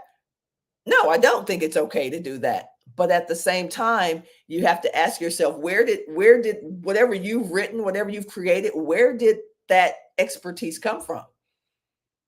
These are not questions that any of us can answer directly, but where did that expertise come from? How did I know how to write the book that I wrote in 1995 called About My Sister's Business, first business book on entrepreneurship written for the Black woman's marketplace?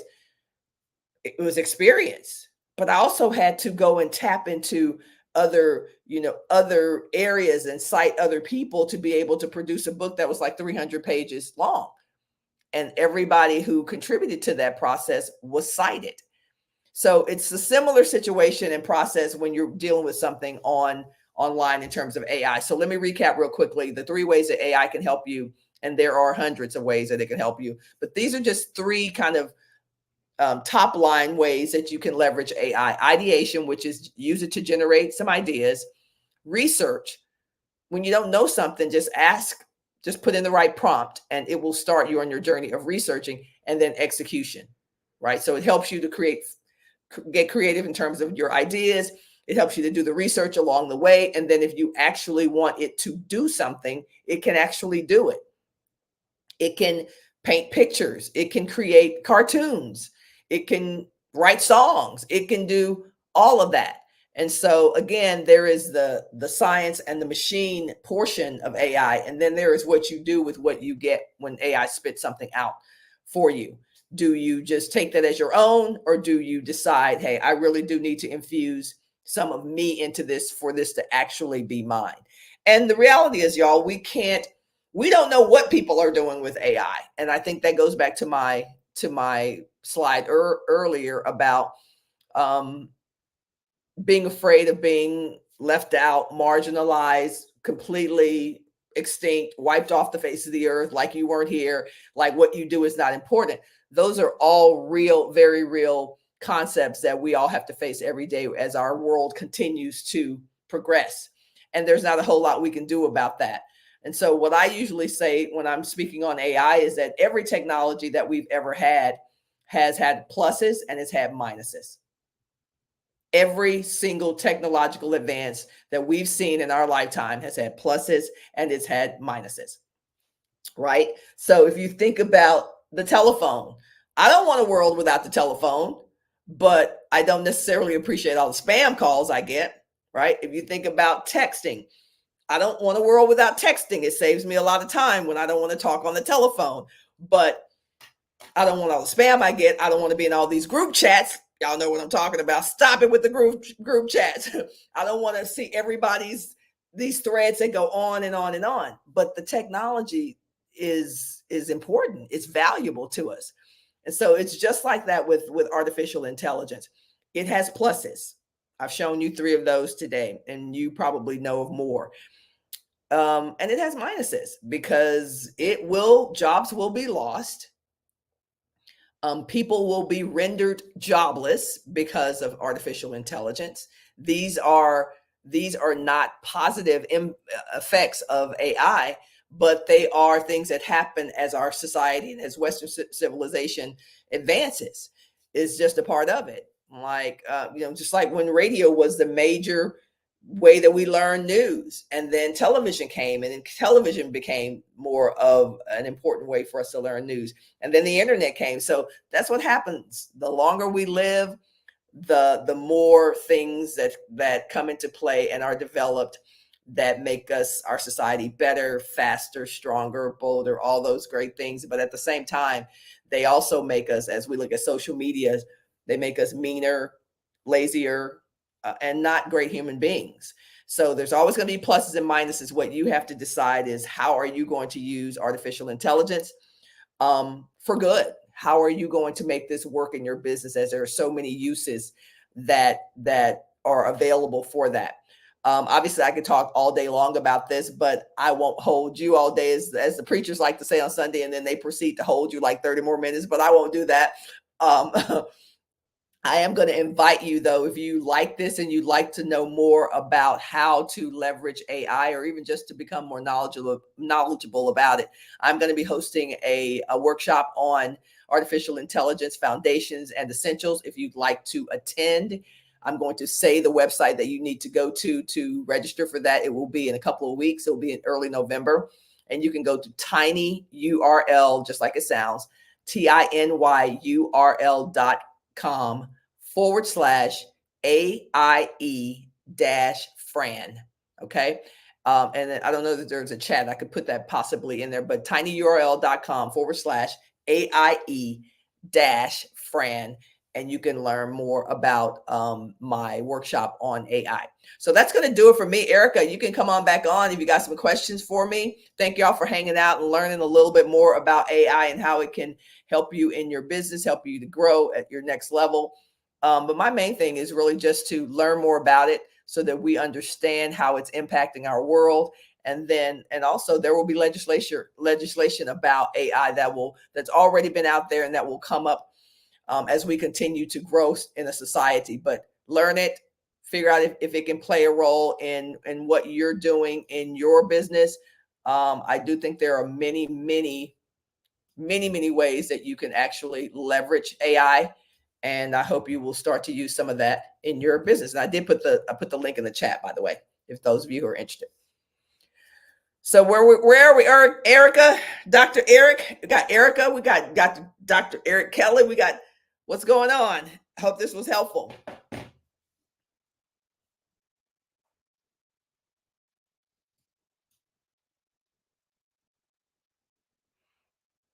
Okay, I'm looking in the chat. What we got?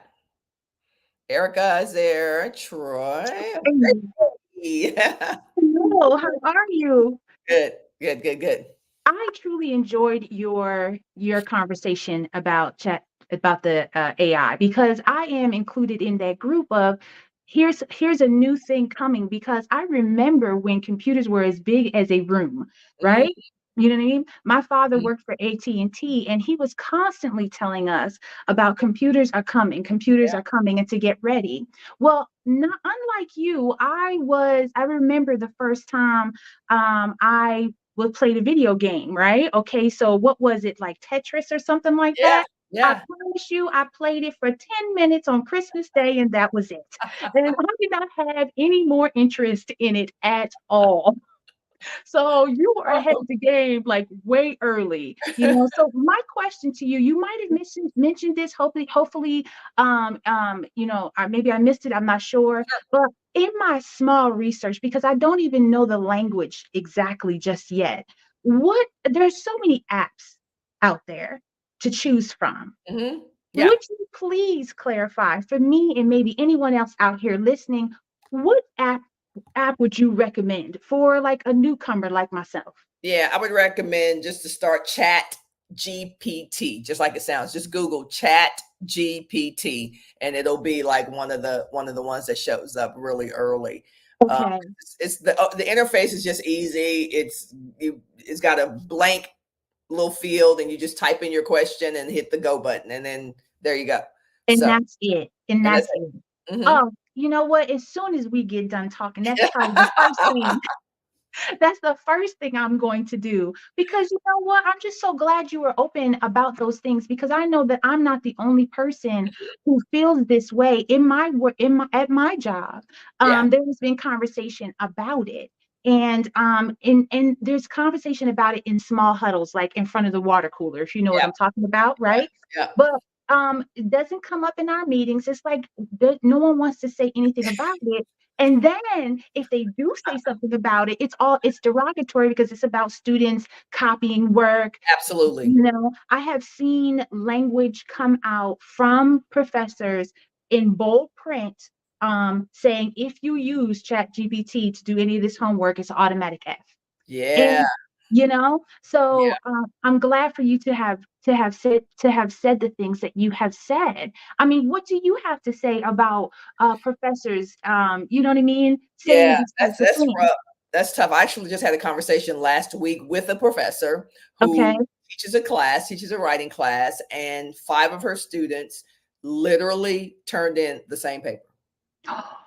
Literally turned in the same paper, because they went in, they fed Chat, whatever their AI tool was, and it spit out the thing. And unlike the things that I went through with you with our audience today on how to make it yours, they literally just copied and pasted, put their name on it, and bro, like I feel like I'm millennial, like bro, like seriously, like seriously, are you kidding me? 5 people turned in the same paper. So yes, there will have to be some regulation of this, especially in educational institutions, because it is out of control. Now Yeah. it's like you're sitting you're paying this money for this college education, and you're just kind of mailing it in. You're not even really learning because you have these tools. So those things will definitely change. Wow. I have to say that if we know humans as we do, we are going to take the easy route. You know, you know what I mean? Yes. Am definitely one that has to check myself and be like, okay, Erica, we cannot take the easy route Yeah. because we're not going to learn what we need to learn if we take the easy route. I need Yeah. to sidestep really quickly because we have something in common. And was it that you owned a basketball team? You played basketball. You played ball. Yes, professionally, you played ball. Man, I owned a team for a little while, an ABA team. I don't know if you remember the ABA 2000 when it came out at around the year. I believe it was close to 2000, the mid 2000s, like 2004, 2005, around there. Okay. We owned an ABA team, and when I lived in Bremerton, Washington, which is far from where I am right now. I am in Virginia. We lived over there. And so I had a lot of international business going to China and Japan and Europe and Canada. We did a lot of that. And so I just wanted to just pick your brain a little bit about that. Give us a little bit about your experience playing ball. Talk to me. Sure. So I played college ball at the University of Texas, and when I graduated, there was no WNBA, there was no ABL, there was none of that, and so I went to play in Italy.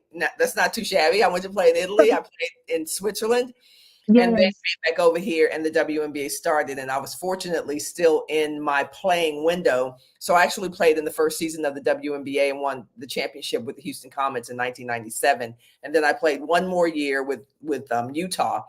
And then I retired and went into broadcasting. So I started covering the league, WNBA in college for Lifetime and ESPN and Fox Sports and Home Sports Channel and all the sports channels, because there were a lot of them back then.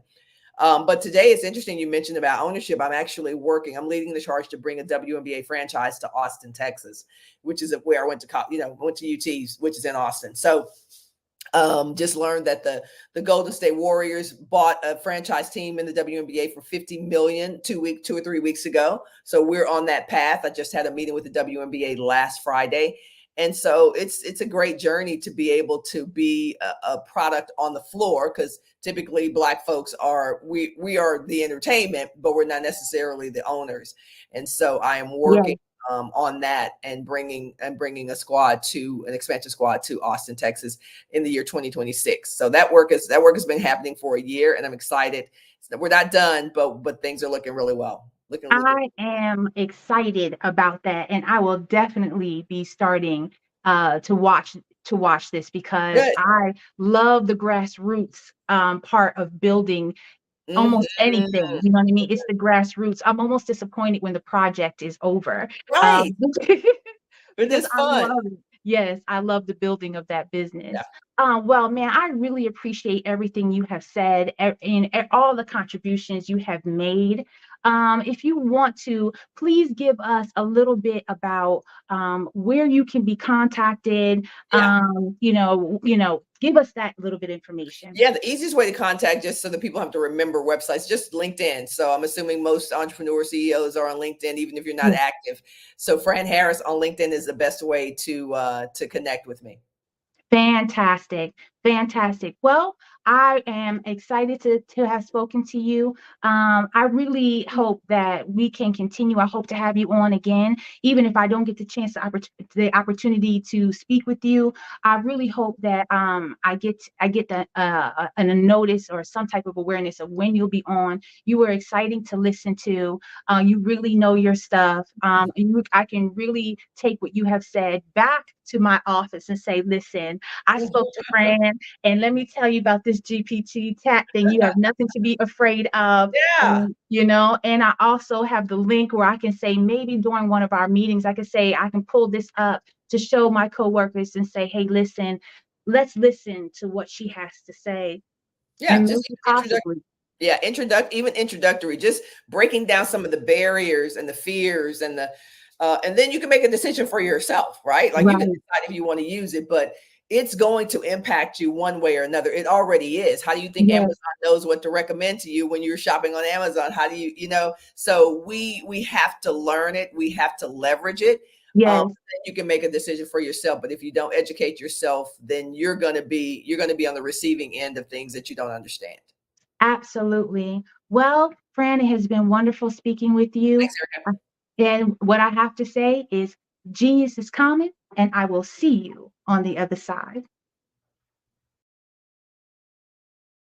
Well, that was awesome and great conversation with Fran. I want to talk about our scholarships. The Black Business Expo's mission is to raise funds for high school seniors going to college and for K through 12 entrepreneurs.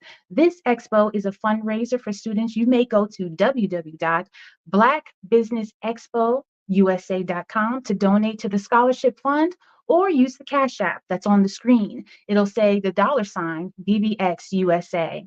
Our goal is to give laptops to up to $5,000 to 10 students. Students can register online at www.blackbusinessexpousa.com. Every dollar counts. So we want to remind you to donate to the scholarship fund. We want to thank our Black Business Expo USA sponsors for April of 2023. NC 100, Moody Capital Partners, Suede Soul, Lotus Rich, Coaching and Training, Carolina, Virginia Minority Supplier Development Council, STEP Management, Barbara H. Smith, LLC, Margie McLean Foundation, INC, Genius is Common, Earth Essentials, Malane Shani Global, Executive Women's Success Institute, The Quality Coaching Company, Superwoman Business Services, Creative Source Studios, Lee Entertainment, Artistic App Design, and of course, Black Business Expo USA. Genius is common, and I will see you on the other side.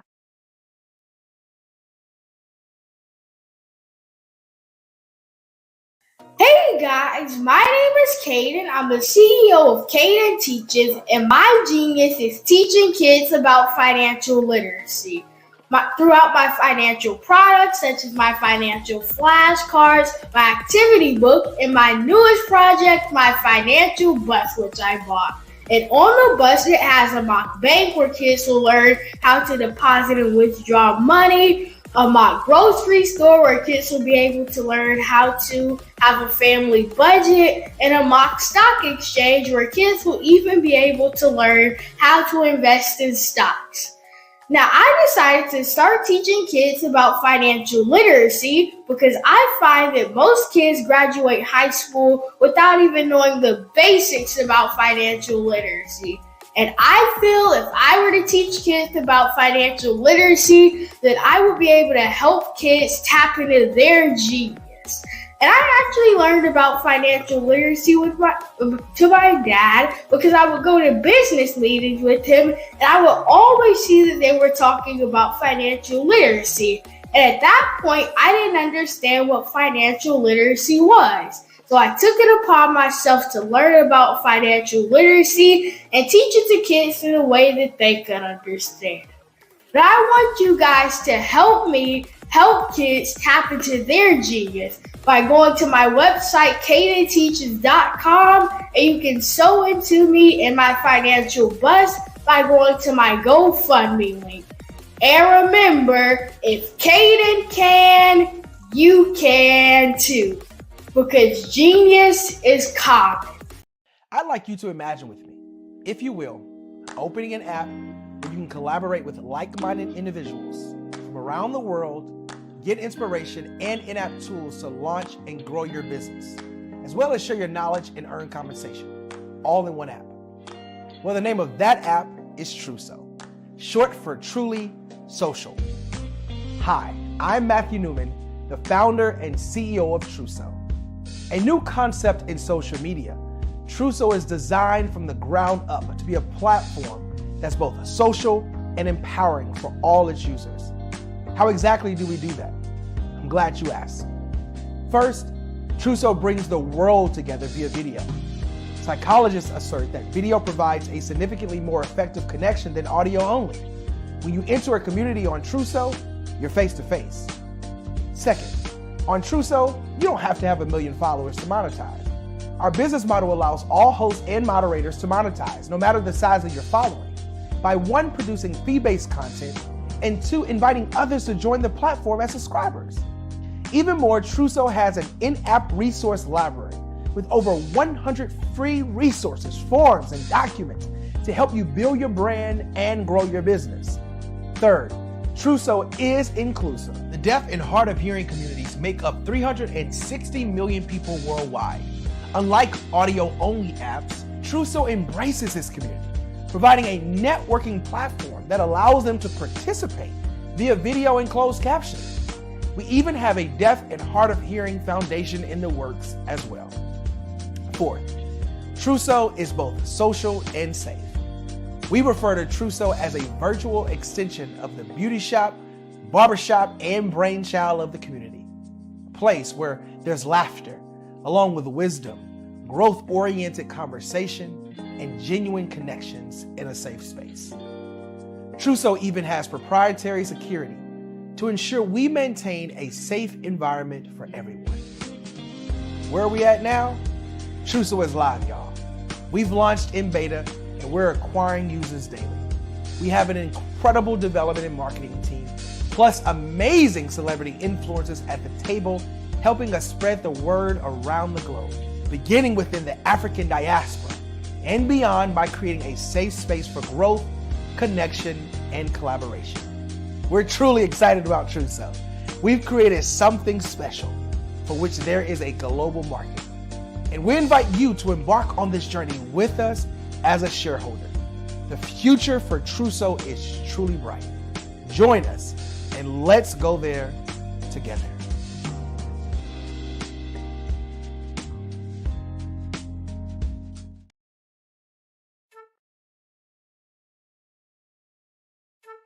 This is Dr. Arnold T. Petsworth. He's the owner of Petsworth Vet World. Business was steady, but then an influx of new four-legged friends changed everything. Dr. Petsworth welcomed these new patients. The only problem, more appointments, meant he needed more space. That's when Dr. Petsworth turned to his American Express business card, which offers flexible spending limits that adapt with his business. He used his card to furnish a new exam room, and everyone was happy. Built for Dr. Petsworth's business, built for your business, Amex Business. Over the past few years, we've seen the growth of existing and new initiatives focused on financial inclusion, building global networks, and reducing the wealth gap in response to the idea there's not enough seats at the table. Whether their outcomes are to increase the representation of Black executives on corporate boards, ensure an inclusive global economy, or to create new U.S. African commercial pathways, the strategies are often carried out by separate programs. The question is, should they be? With the continent of Africa being home to more than half of the world's fastest growing economies, the youngest workforce, over 400 companies generating more than $1 billion annually, 700 generating more than $500 million annually that are poised for growth, and being the destination of nearly $5 billion in venture capital in 2021. Diversifying U.S. and Africa commercial engagement by building bridges between African businesses and their U.S. diaspora should begin being seen as mutually beneficial. From helping to reduce Africa's enormous capital gap to catalyzing two-way trade opportunities, the COVID-19 global pandemic hopefully has taught us that global challenges and opportunities are more interconnected than we thought. During the pandemic, African companies like Unicorn Flutterwave, insurance provider Reliance Health, ride-hailing app Yasir, and 54Gene, the continent's first bank of DNA on people of African descent, proved that when African companies have access to networks, capital, and information, they grow big, grow fast, and create solutions that are valuable to the world. This is why Be Direct was created. We are the first U.S.-based but African-centric board preparedness and board search company designed to connect U.S. Black talent and corporations to African businesses. Unique and fundamental to Be Direct's success is our process of helping board candidates adapt their experience and networks to an African context before they're connected to high-growth companies that are looking to locally and globally scale. From our focus groups with African business execs and government leaders, we don't ignore the sentiment that business is easy, but people are hard. Having a pool of board candidates with hard-to-access networks and extensive experience across the business life cycle, including successfully raising capital, is table stakes for an initiative like this. So yes, we have that. but corporate or entrepreneurial success in the U.S. does not guarantee success in Africa.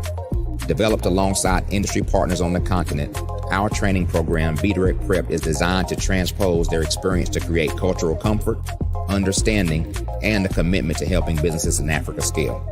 Our board governance sessions are African, continental, and country-specific, integrated with cultural awareness and dexterity training. Masterclasses led by African industry execs and mentoring and coaching from African continental-based facilitators. But even more unique to Be Direct Prep, we cap off our training program with an immersion trip to help candidates that have not been to Africa before see and feel Africa's complexity and opportunity from African soil. We all know traditional network-based board placement has historically left a lot of us out of ever really being in the paid board pipeline. Our strategy supports the work of many great organizations that are successfully filling seats at U.S. board tables by creating more tables for those that are still left on the sideline. It's time to start seeing the role and value of U.S. Black talent and businesses on the continent of Africa differently. Old perceptions and habits limit economic inclusion. Let's transition Black talent and the African businesses they will support from the periphery of the global economy to its core.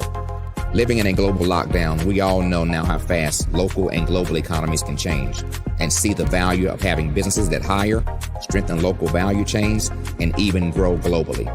Status quo in any form holds back progress.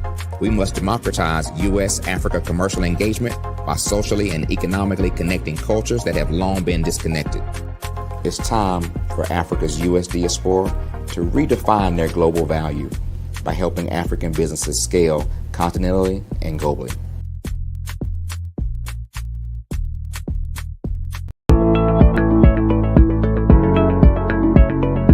Prepare for what's coming and dominate in economic winter.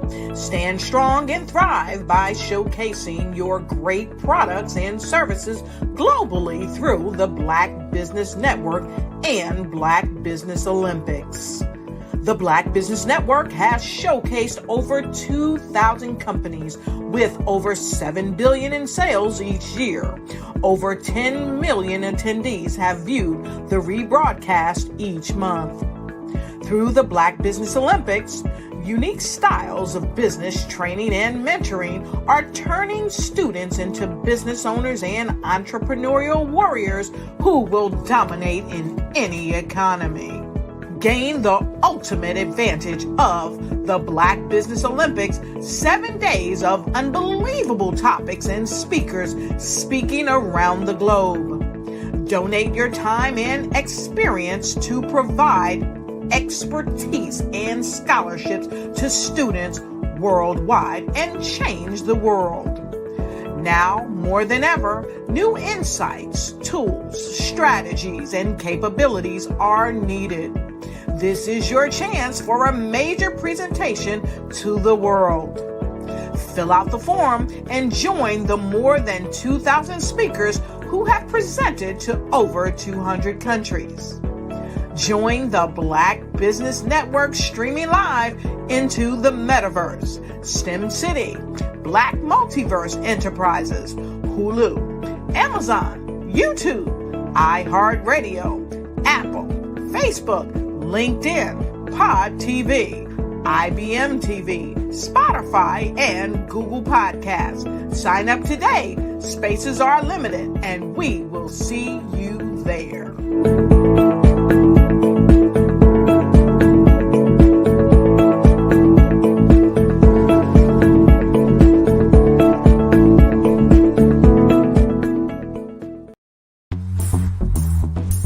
Attention all entrepreneurs and companies. Are you looking for reliable and efficient virtual assistants and back office support to help you manage your business tasks? Look no further than Superwoman Business Services.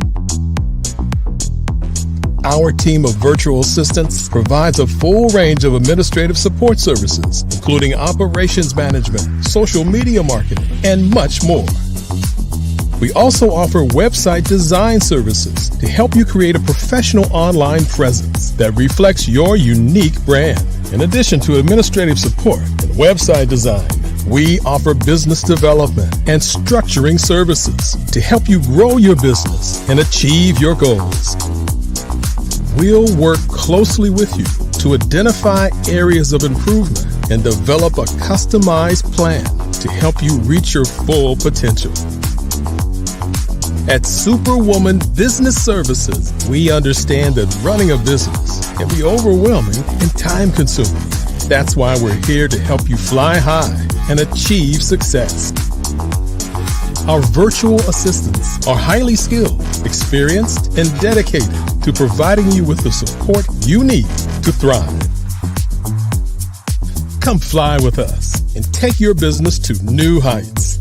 Let us help you become the superhero entrepreneur you are meant to be.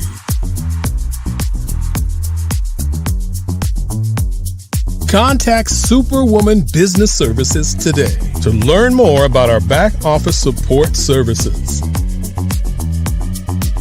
Come fly with us and take your business to new heights. I was born in a little village on the island of Haiti. Many deadly diseases pounded me. It is as if they were on a mission to end my existence on this earth. I refused to give up. In 1983, I left Haiti and came to the United States of America. And I came with $5, 2 shirts. I didn't speak any English. I came to Atlanta. I got a job. I was a doorman. I was a doorman with a dream. What I used to come on stage. I'd rehearse this moment that I'm standing in front of you. That's the power of a dream. Maybe today is the day you begin acting as if you already have it. And then step out with full force. Take a risk. No condition is permanent. Don't let your situation distract you. You are chosen. You are called. You are born for a purpose in this life.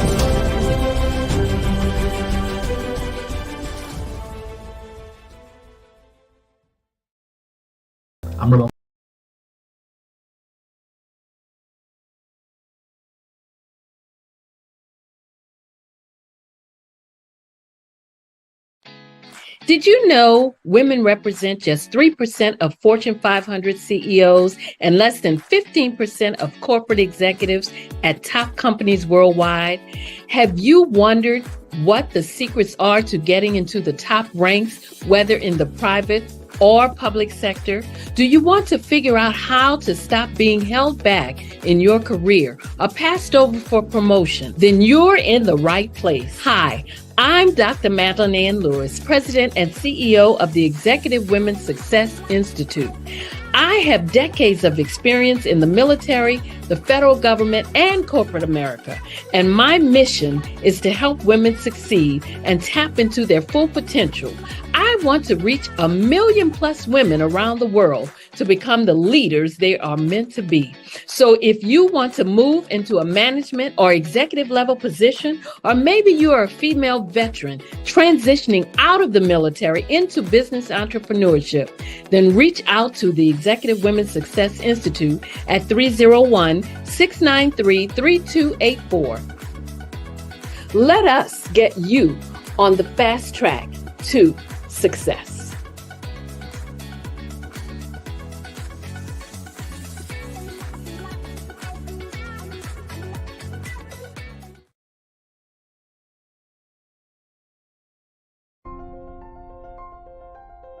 What if you could build your own city? A place where every child can find nurturing people to help them achieve their full potential. A place where every adult can access job training support. Where health education is abundant. Where social justice ruled the land. A place without limitations. Welcome. You have arrived at STEM City USA. It is what every city should be. A safe and trusted community where you find people and resources to help you become everything you are and beyond. STEM City is unlike anything you have ever experienced. It is a digital twin of the world around you, only better. STEM City is about energy and soul renewal. It is more than a digital world. You can almost feel the power of live cultural events, music, and theater. STEM City promises a better future for children with caring mentors and hands-on activities with dedicated tutors to support our youth. STEM City is your passport to a healthy lifestyle with weekly events addressing our community's many issues. STEM City is your financial well-being with helpful information on wealth management, career advancement, job training, and so much more. STEM City is the community you deserve. It is the city where your dreams can come true. STEM City USA, a place in the sky that is accessible to all who reach for the stars.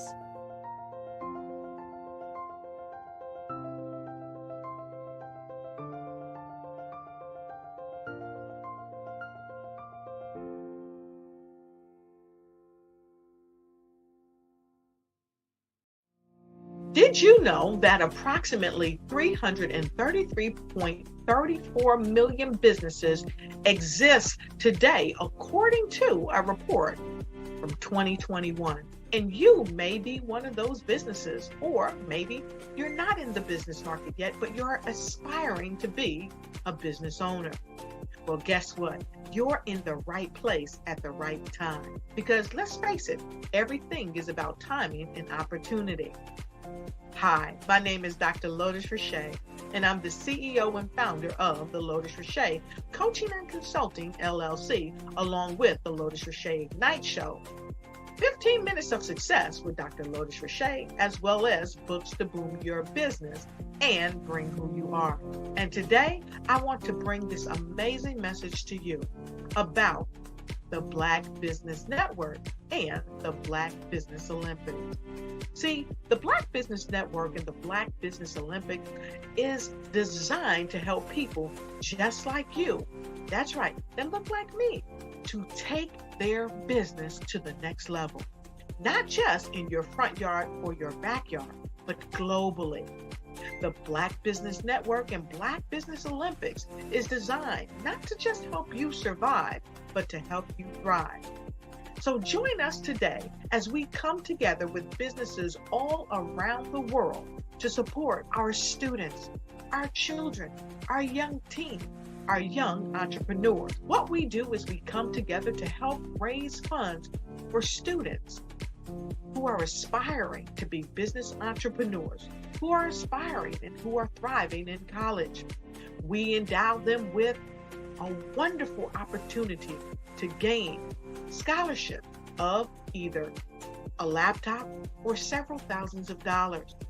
And we invite you to help be a contributor to this amazing opportunity to help someone that looks just like you. So join us today at our website and let us connect with you and help you ignite and take flight in every area of your life on the Black Business Network and the Black Business Olympics. I'll see you on the other side.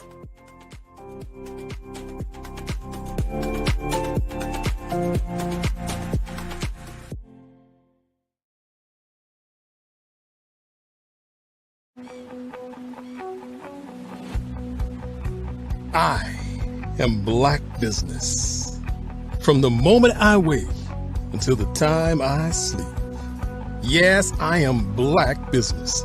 I am Black Business. Tell me, are you Black Business? I am Black Business. Do you support Black businesses? Listen, I support Black business because I am Black Business. Black Business Expo, one of the largest business showcases in the history of Black business in the world. The world! Sign up today at www.blackbusinessexpousa.com or call 919-308-9090. I am Black Business.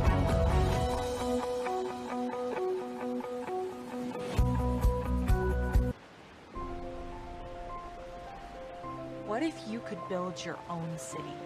A place where every child can find nurturing people to help them achieve their full potential. A place where every adult can access job training support, where health education is abundant, where social justice ruled the land, a place without limitations. Welcome. You have arrived at STEM City, USA. It is what every city should be, a safe and trusted community where you find people and resources to help you become everything you are and beyond.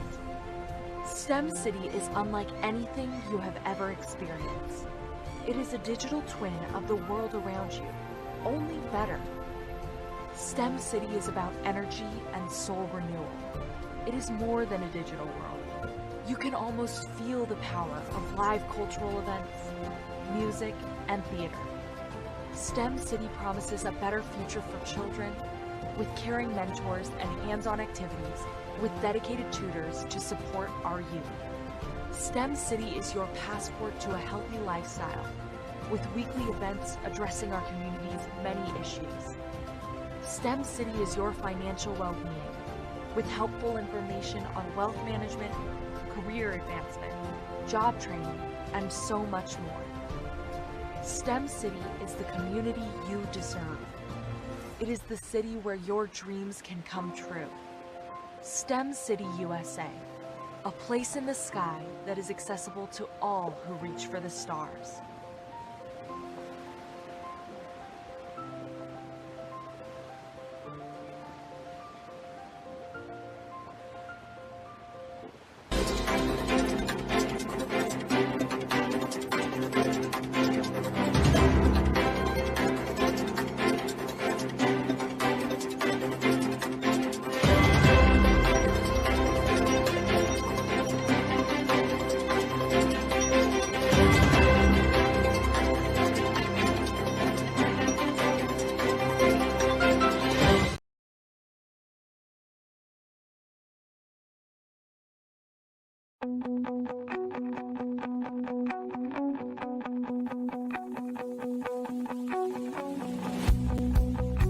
I am Black Business. From the moment I wake until the time I sleep. Yes, I am Black Business. I am Black Business. Tell me, are you Black Business? I am Black Business. Do you support Black businesses? Listen, I support Black business because I am Black Business. Black Business Expo, one of the largest business showcases in the history of Black business in the world. The world! Sign up today at www.blackbusinessexpousa.com or call 919-308-9090. I am Black Business.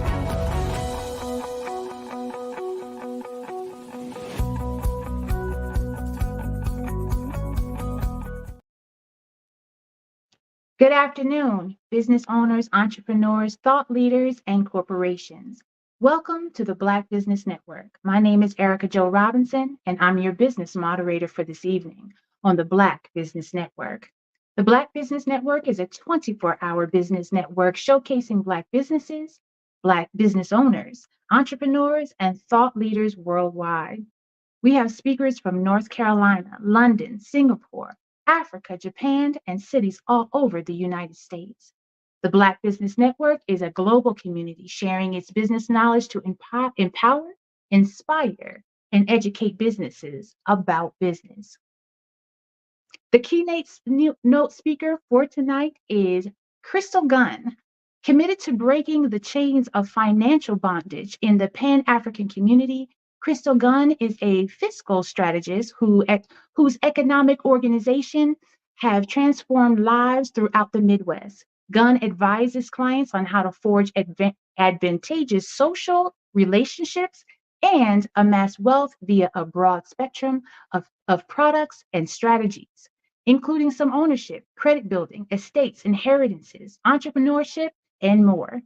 Her people first business approach is summated in a quote by Black baseball legend Jackie Robinson: "A life is not important except on the impact it has on other lives."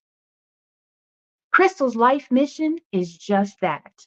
I present to you Crystal Gunn. Thank you so much, Erica. Thank You you. are welcome. I am glad to have you here. I look forward to everything you have to share. And I must say, genius is coming, and I'll see you on the other side. Thank you again, and good afternoon. Thank you so much for this opportunity. I am Crystal L. Gunn, financial strategist, small business advisor, and thought leader and activist. And before I get into the topic for today, I would like to pose a few questions, and I really want you to think about them in depth. One, do you have a written business plan in place for your business, and who has access to the plan? Two, if you wanted to or had to walk away from your business, what would that look like? Could you sell it, and for how much? And three, if something fatal happened to you, how would that impact your business, your legacy, and your family? Just a few questions to think about as we tap into today's topic, which is start with the end in mind, planning your business for long-term success. And I'll divide this talk into three main parts. One is start with the end in mind. Two is how to protect your business. Three is building your business for the end. So let's dive in. Start with the end in mind, the exit strategy for your business. When starting a business, most entrepreneurs are driven by a passion for their idea and the desire to see it grow and thrive. The day-to-day operations, market research, marketing strategies, and financial management often consume their attention. These are crucial aspects of building a successful business, and they rightly demand substantial time and effort. However, what can sometimes get lost in the excitement and challenges of the early stages is the critical importance of having a well-defined exit strategy and why it should be part of your business plan from the very beginning. Here's why your exit strategy should be a foundational component of your business right from the outset. One, it provides clarity of purpose. An exit strategy compels you to define your long-term goals and objectives clearly. Are you building a business to pass on to your children, to sell for a significant profit, to take public, or to even close it down eventually? Knowing the ultimate purpose of your venture helps you to make strategic decisions and set measurable milestones. It attracts investors and partners. Investors and potential partners are more likely to commit to your venture when they know that you have a well thought out exit strategy. It demonstrates that you have a vision for creating value and that you're focused on delivering returns. This can open crucial doors for funding and growth opportunities. Risk mitigation. Planning your exit strategy from the beginning forces you to consider the risks and uncertainties that lie ahead. It encourages you to develop contingency plans and risk mitigation strategies. By identifying potential pitfalls early, you can take steps to avoid or minimize them. And adapting to changing circumstances. The business landscape is constantly evolving. By having an exit strategy in place, you remain adaptable to changing circumstances, market shifts, and/or personal life changes. This flexibility can be invaluable in navigating expected challenges. Fostering accountability. An exit strategy helps create accountability. It ensures that you and your team are working toward a shared long-term vision. As you regularly review and update your exit plan, you maintain focus and direction, making it easier to monitor progress and adjust your course as necessary. Financial security. Perhaps the most importantly and well-planned exit strategy is your insurance policy. It safeguards your financial security and future well-being. By thinking about how you will eventually exit your business, you can ensure you receive the maximum return on your investment, whether that's through a sale, a merger, or passing it on to the next generation. I have a client who's been in business for 15 years. In our initial consultation, I asked when he wanted to retire. He said in 10 years. I asked about his retirement account, and he said there's not enough money for him to retire and live the lifestyle for which he's accustomed. As we talked about the business, it's not possible to fund his retirement account enough over the next 10 years. My suggestion to him was, you have to build it from this day on to sell it. The proceeds from the sale will fund his retirement. Have you started to think about retirement and what that will look like for you? The thought of that should make a strong argument for you to start working on your exit strategy if you don't already have one. Incorporating an exit strategy from the very beginning of your business journey, or from today, if need be, is not a distraction from growth or day-to-day operations. It's an essential element that ensures your efforts are aligned with a long-term vision. Whether you're building your business to sell it or to keep it with the family for generations, having a well-defined exit strategy ensures that your business serves your ultimate goals, secures your financial future, and maximizes its potential for success. It's a proactive approach that sets the stage for a thriving, sustainable enterprise. Understanding your exit strategy option is crucial. So let's explore each of these options in a little more detail. So selling your business. When you consider the sale of your business, it's essential to identify potential buyers. This process begins by assessing your market and industry. Is there a demand for your type of business, and who might be interested in acquiring it? Potential buyers can include competitors. A competitor may see value in acquiring your business to expand their market share, access your customer base, or gain a competitive edge. Identify key players in your industry who might be interested in your business. Larger corporations might be interested in acquiring smaller businesses as part of their growth or diversification strategies.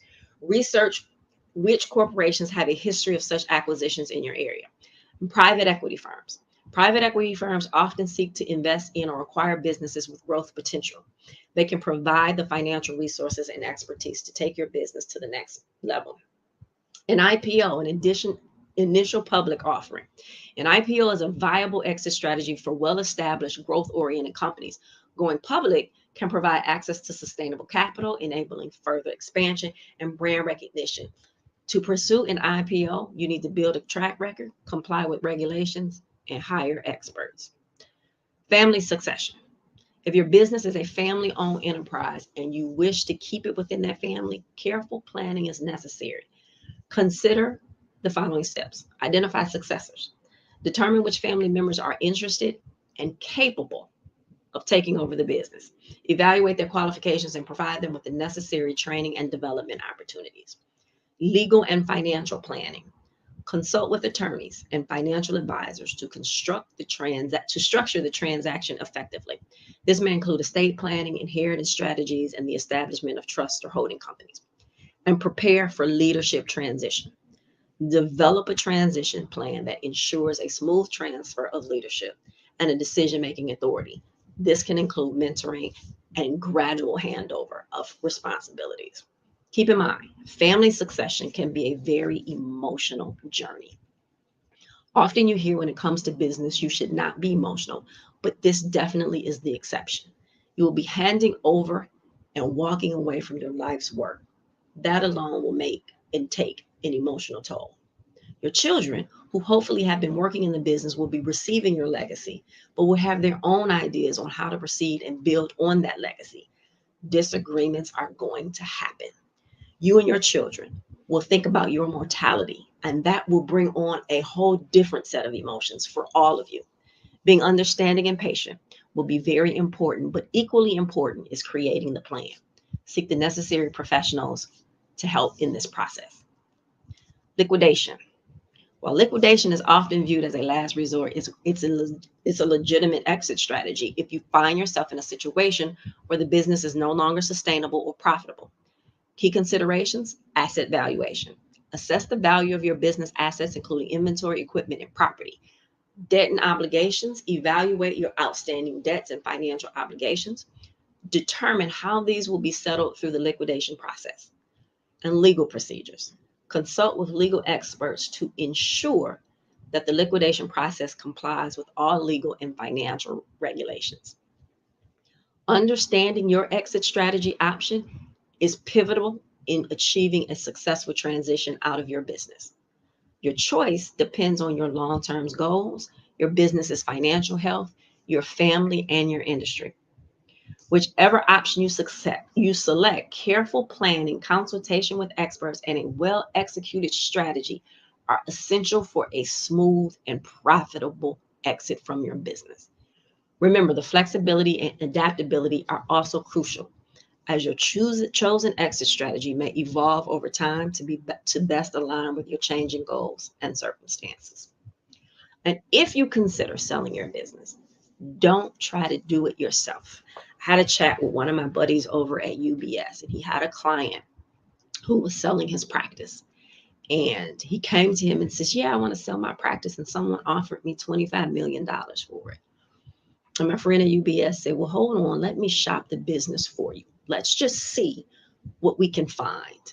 And after convincing the business owner to allow him to do that, the end result was that business owner, through the work of UBS, was able to sell his business for $75 million. So I tell that story to say, always reach out to the experts. That is what they do, and it's going to be important throughout your exit strategy. So now let's talk about how to protect your business for long-term success and securing a successful exit. And let's go a little deeper into these elements. The legal structure, choosing the right legal structure, comes with its own set of benefits and liabilities. Consider the following: sole proprietorship, simplicity, but provides no separation between personal and business assets. You as the owner are personally liable for business debts. Partnership. Partnerships provide shared ownership and responsibility, but partners share personal liability for business obligations. Consider a partnership agreement to define roles and responsibilities. Limited liability company combines the liability protection of a corporation with the tax flexibility of partnership. It shields your personal assets from business debts. And then there are corporations, offer the most extensive liability protection, but they involve more complex regulations and formalities.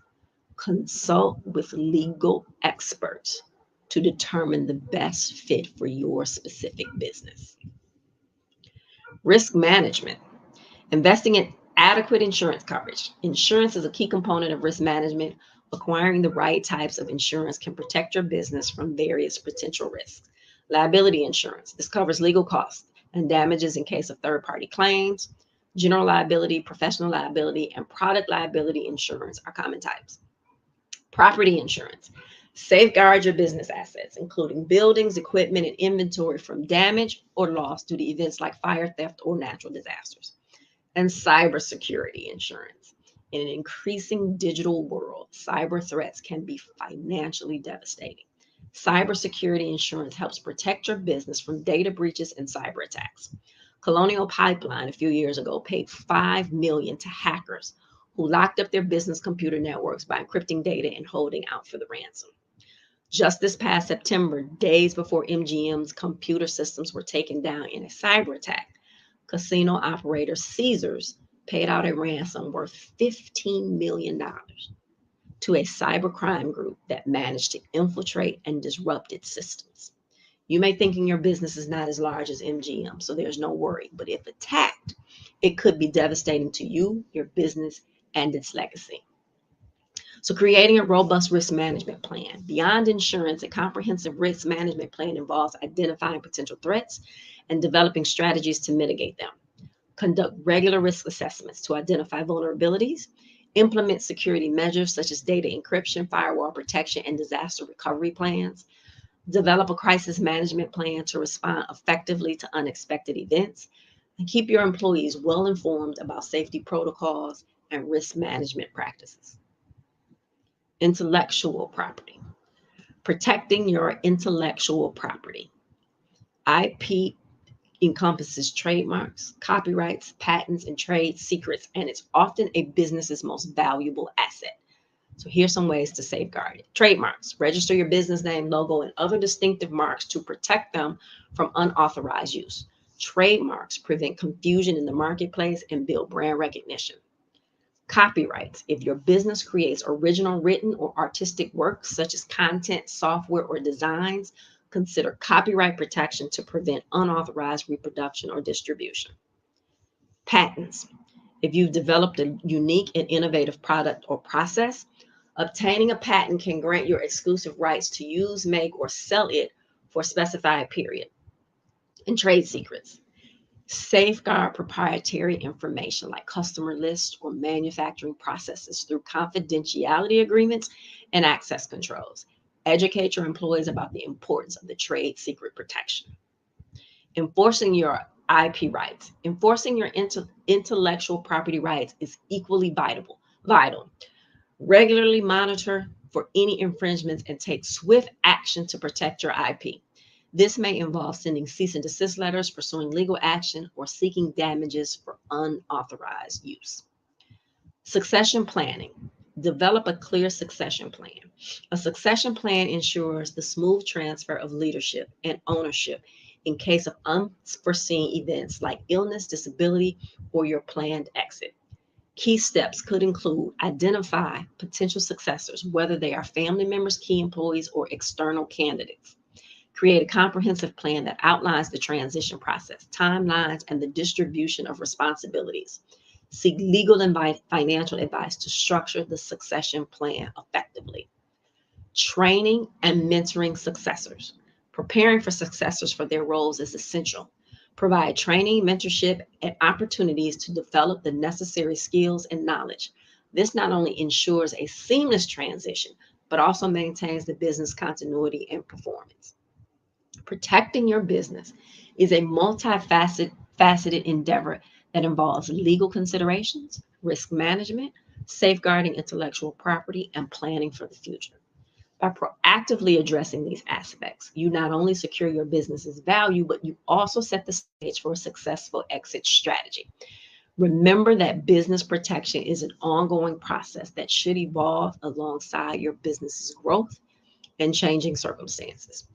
I was at a conference and the speaker told the story of his client whose business partner died. They had not done a succession plan. The deceased partner's wife showed up one day asking to be shown to her husband's office and that she was coming to take over his position. She knew nothing of the business, had never been involved, but she felt it was her right to take over his position. Where you cannot foresee what will happen, you can have the plans and resources in place for when something happens. So we've talked about starting with the end in mind.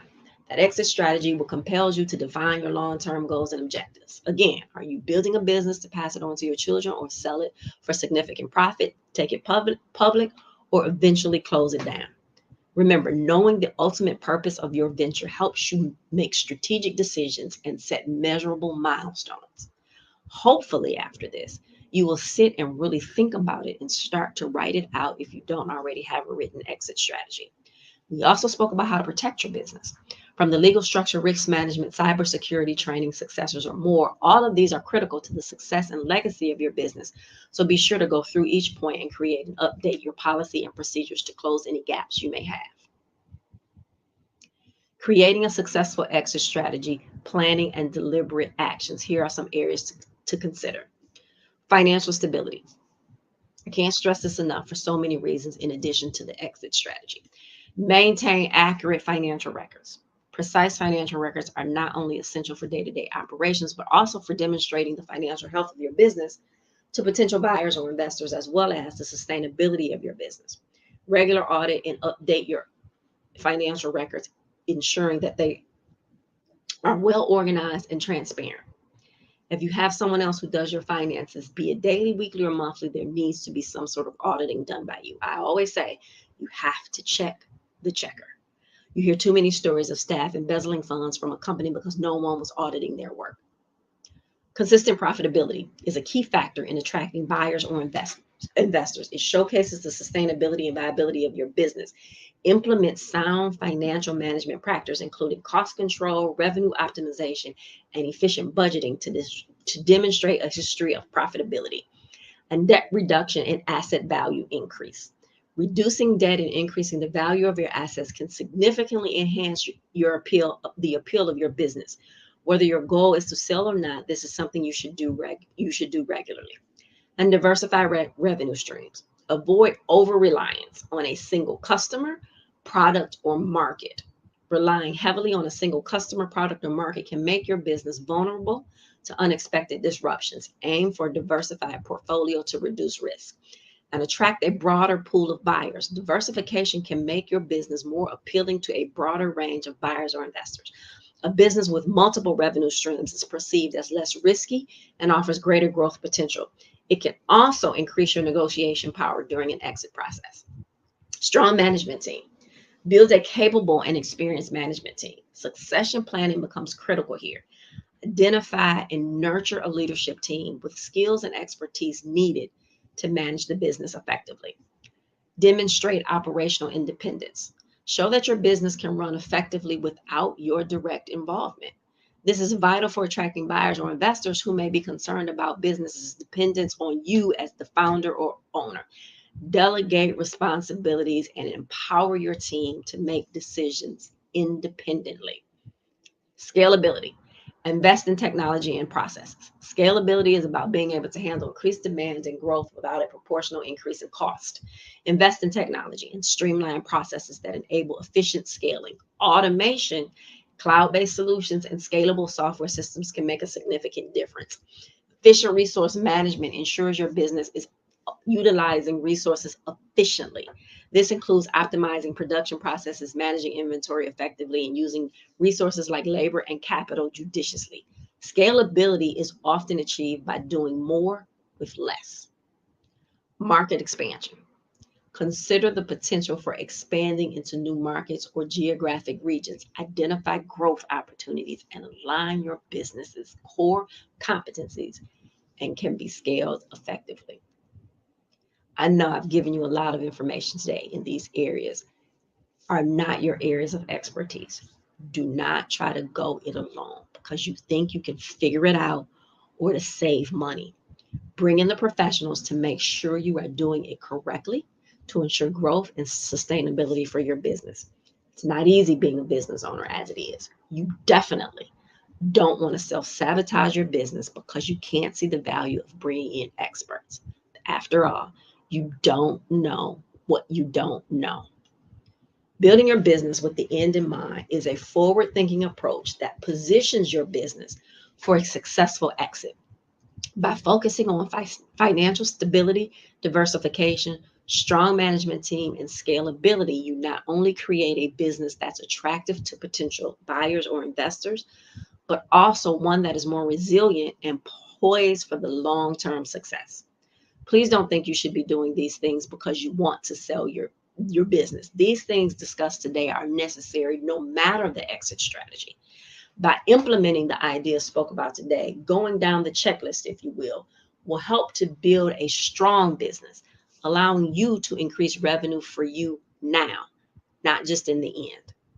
Keep in mind that these efforts should be ongoing, adapting to market changes and evolving in alignment with your business's growth and strategic goals. Build your dream team, those people outside of your business that can assist you in reaching the goals you have for your business. Don't allow your ego to get in the way of your own success. Starting with the end in mind is a strategic approach that can save you from many pitfalls and uncertainties along your entrepreneurial journey. By understanding your exit options, protecting your business, and building it for the end, you are setting the stage for long-term success. Remember, your business is not just about today, but it's also about where it will be in the future. So take the time to plan and execute with the end in mind, and your business will have a much higher chance of achieving the success you envisioned. And I will end this discussion the way it started with a few questions. Do you have a written succession plan in place for your business, and who has access to that plan? If you wanted to or had to walk away from your business, what would that look like? Could you sell it? And if so, for how much? And 3, if something fatal happened to you, how would that impact your business, your legacy, and your family?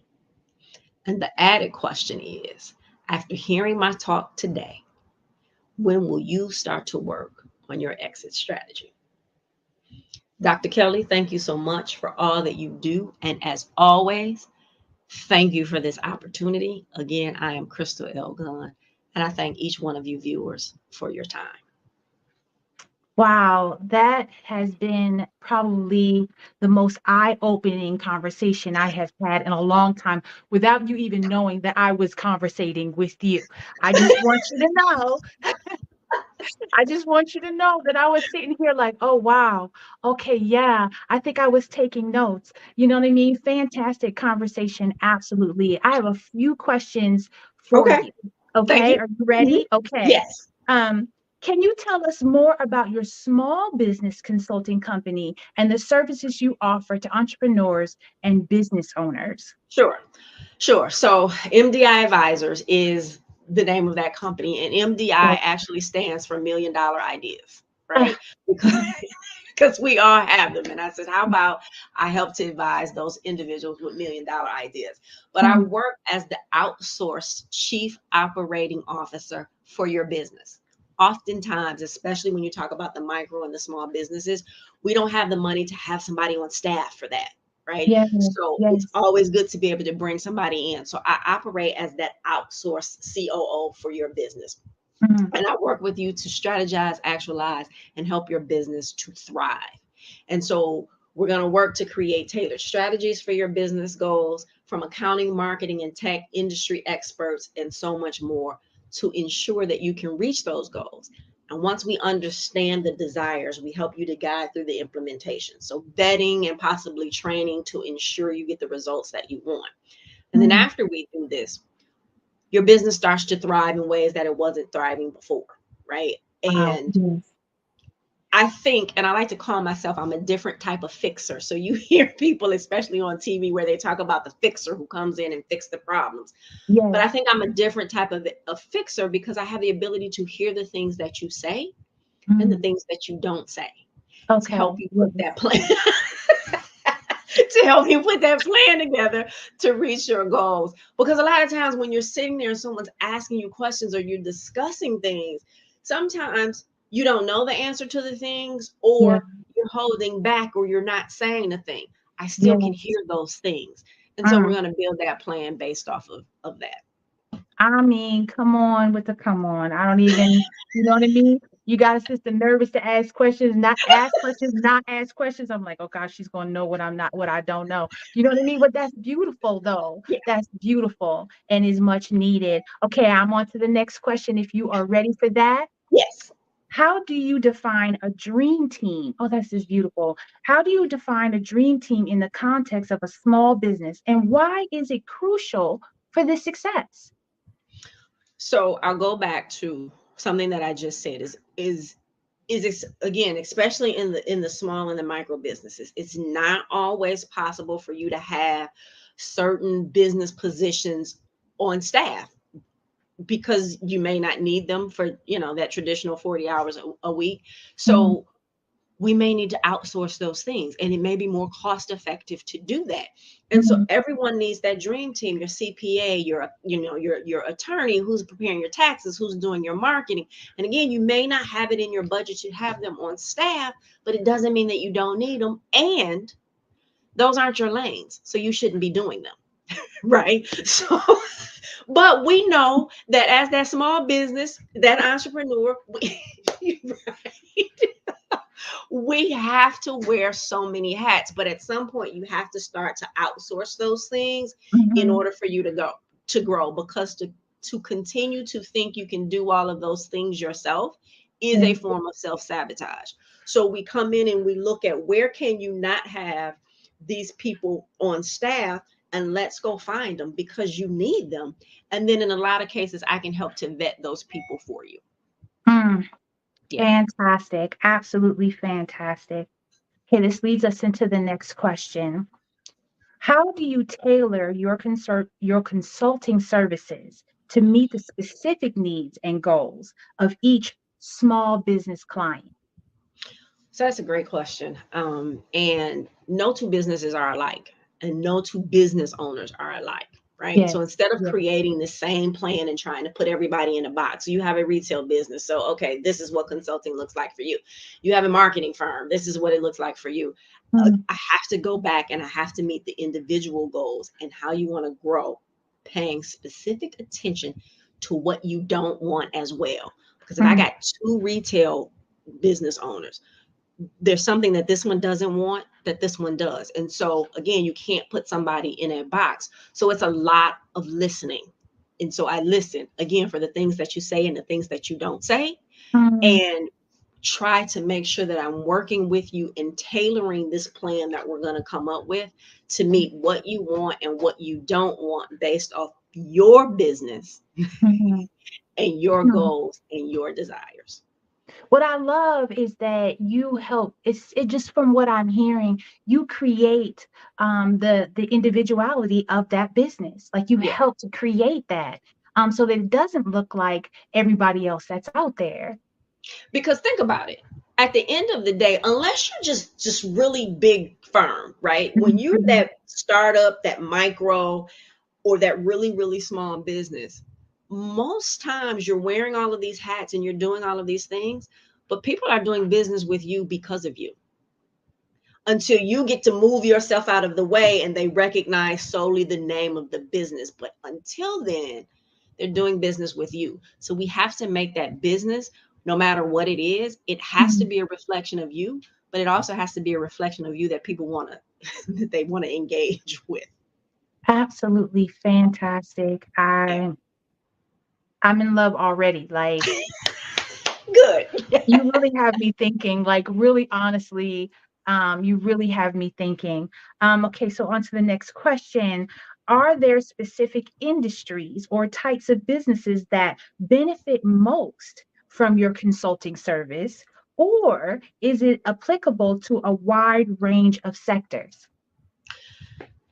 I will work with any type of business, right? I always say, if you sell widgets, I don't need to necessarily know what a widget is to be able to help you reach your goals, because I'm working on operations, technology, you, the individual, the market share. So it doesn't matter what industry it is. What matters the most, though, is that it's a good fit. And when I say a good fit, me for you, you for me.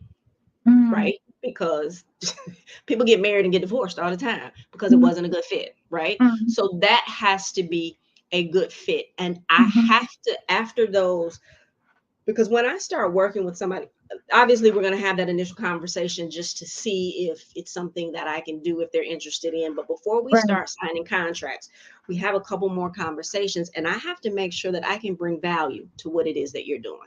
I just don't want the paycheck. I got to be able to bring value. I want to see you win. And if I'm not the person that can do that for you, then I'm not, I will decline, that consulting case. I can't do it.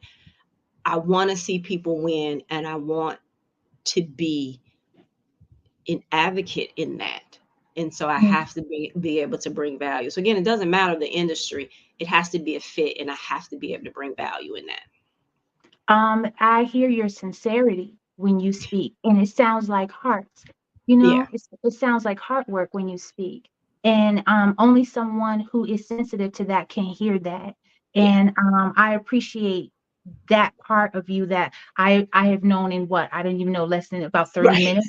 Right. Right. Exactly. So I have to say that I appreciate that. And you know what, when you hear certain people say certain things, it triggers things in you to either move forward or to back up. Yeah. And that I hear in you would say, if anybody is listening to that, if you hear that, to move forward, man. Okay. So what motivated you to become a financial strategist and small business advisor? And how does your role intersect with being a thought leader and activist? I always say this is my assignment. I didn't choose it. Like, I swear the number of times in a year that I say I could go work for somebody else and life would be so much easier, right? But when you say to God, to the creator, okay, God, use me as you see fit, and he starts to use you, you can't say, no, wait, I was kidding. like don't do that. And so my life has been like, I'm a serial entrepreneur. I've been an entrepreneur and have worked for others, throughout my, I don't know, over 2 decades of doing this thing. The financial strategist. So I do personal financial strategy and business financial strategy. And that came from me being an entrepreneur, going through my own hardships, failing, depression, hitting rock bottom, and hearing that voice and saying, this is not what my life is supposed to be like. I'm not accustomed to failure. What am I supposed to do? Oh, this is what you're supposed to do. But I had to go through all of that in order to be able to understand and empathize. So when I work with my clients, it's a judge-free zone. It's like, yeah, you can tell me anything. I'm not here to say, well, girl, how did that happen? I know how it happened. Life happens, right? So I always say it is my life assignment. And I tap into those God-given gifts, and I have some God-given gifts. Someone once said to me, Crystal, this that you do in the financial arena and this that you do with small business, like I was one of the recipients for 2023, the U.S. Presidential Award for the work that I do for financial literacy. And she said, this that you do in this financial realm and with small businesses, she said, it's great. But the thing that's greatest, your greatest impact is the impact you have and the connections that you have with people. And people have always said this, Crystal, people hear you. And I said, okay. And they would say, well, we need you to go talk to such and such. And I said, well, why me? Because people hear you. And it was one of those gifts where it's not going to be abrasive. It's not going to be, but I get you to be able to think things differently and see things differently so that you can thrive in that. Small story. I had this woman I have this women's organization, and this was years ago, and we're having this conversation, and she just really had this thing about making money doing her business, right? For, whoever had fed whatever into her.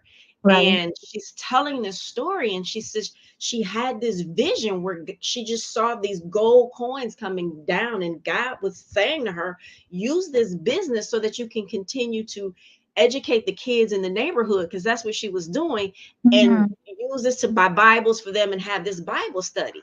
And so, but she had this resistance to making more money doing the thing, right? And I said, well, wait a minute though.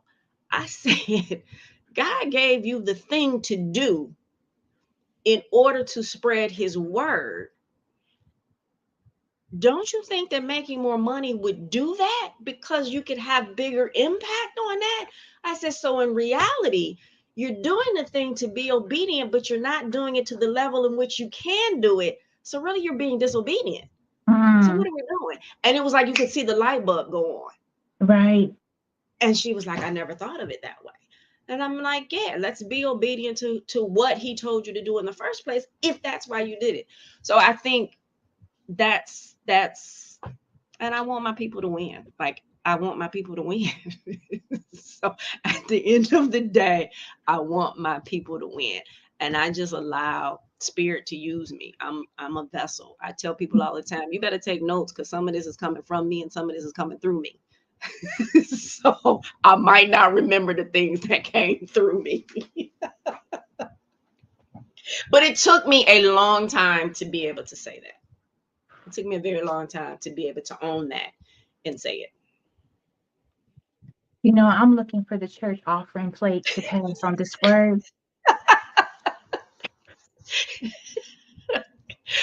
You are a joy. Let me just say that you are truly a joy.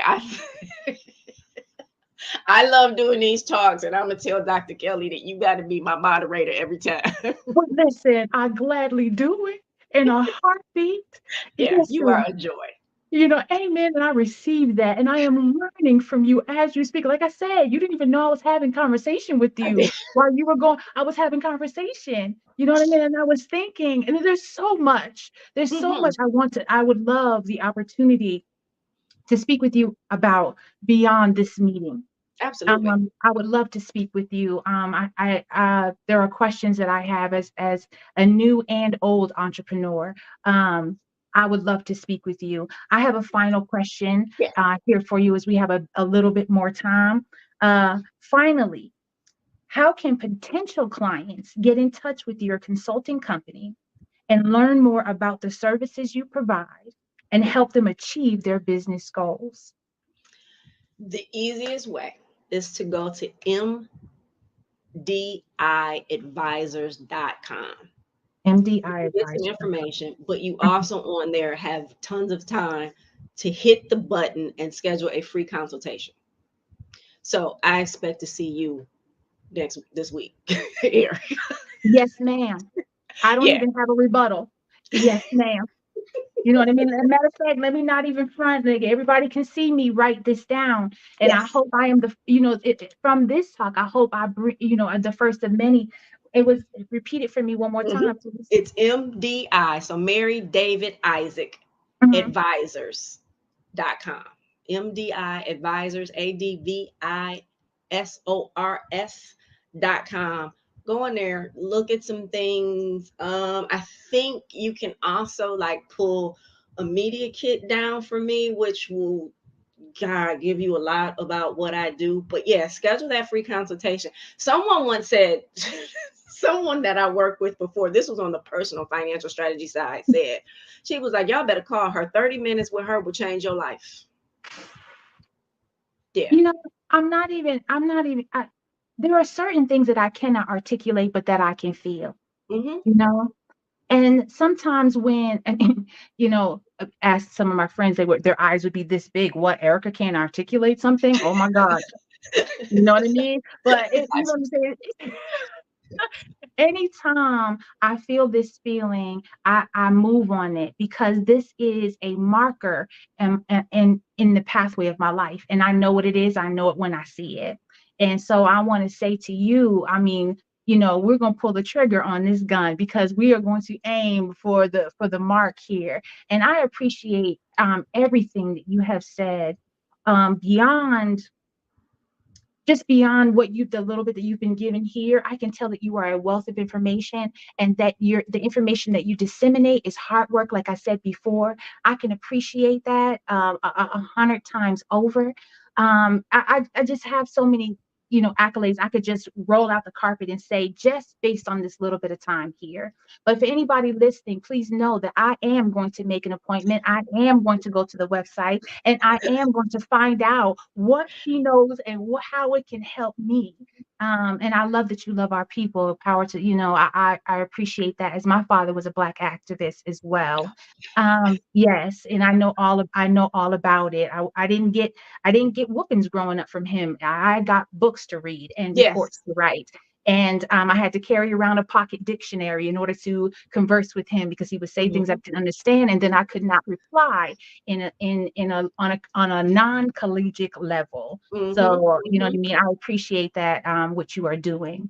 Once again, would you please reiterate how we can find you one more time? Yes. Again, I am Crystal L. Gunn, your financial strategist, small business advisor. You can find me at mdiadvisors.com. Go to the website, read some information, schedule your free consultation. Look, I am not a gatekeeper either. I'm going to give you some information. If I can give you something right then, you're going to get it right then. That's just how I am. So yeah, do that. Also, I know that you're going to do your consultation, but when I say your energy and that you are such a joy, I also want to invite you to be on my podcast. So we're going to talk about that as well. And that we're not going to take that time up in that consultation, but I absolutely want you as a guest on my podcast as well. Absolutely. I accept. Absolutely. Absolutely. Now, with that, I have to say, yes, genius is coming, and I will definitely see you on the other side. Thank you so much. Thanks, Dr. Kelly. Well, thank you so much for that. That was awesome and wonderful. I want to take a moment to promote the scholarships. The Black Business Expo mission is to raise funds for high school seniors going back to college, or K through 12 entrepreneurs. The expo is a fundraiser for students. You may go to www.blackbusinessexpousa.com to donate to the scholarship fund, and use the Cash App on that screen, $BBXUSA. Our goal is to give laptops and up to $5,000 to 10 students. Students can register online at www.blackbusinessexpousa.com. Every dollar counts. So we want to remind you to donate to the scholarship fund. We want to thank our Black Business Expo USA sponsors for April 2023. NC 100, Moody Capital Partners, Suede Soul, Lotus Reach Coaching and Training, Carolina, Virginia Minority Supplier Development Council, Step Management, Barbara H. Smith, LLC, Marge McLean Foundation, INC, Genius is Common, Earth Essentials, Maylene Shawnee Global, Executive Women's Success Institute, The Quality Coaching Company, Superwoman Business Services, Creative Force Studios, Lee Entertainment, Artistic App Design, and of course, Black Business Expo USA. Genius is coming, and I'll see you on the other side.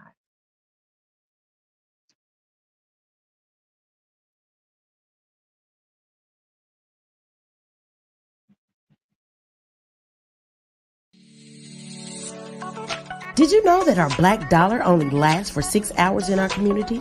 Yet other communities, their dollars last for 19 to 30 days. The Black Wall Street Nation. Black Wall Street Nation. Yes, that's why we created the Black Wall Street Nation. Black Wall Street Nation is a centralized directory available to all black businesses across the world. It was created for businesses like you, the ones that want to start and the ones who have a dream that have already started, such as businesses like Drop in a Bucket Productions, Valito Foods, Sugar Tea Branding Firm, All the Dazzle, Bun Cakeaholic, Miss Riot, and you. We'll have marketing, seminars, and some funding coming soon just for you. So, we want you to come and join us. www.blackwallstreetnation.com. See you there.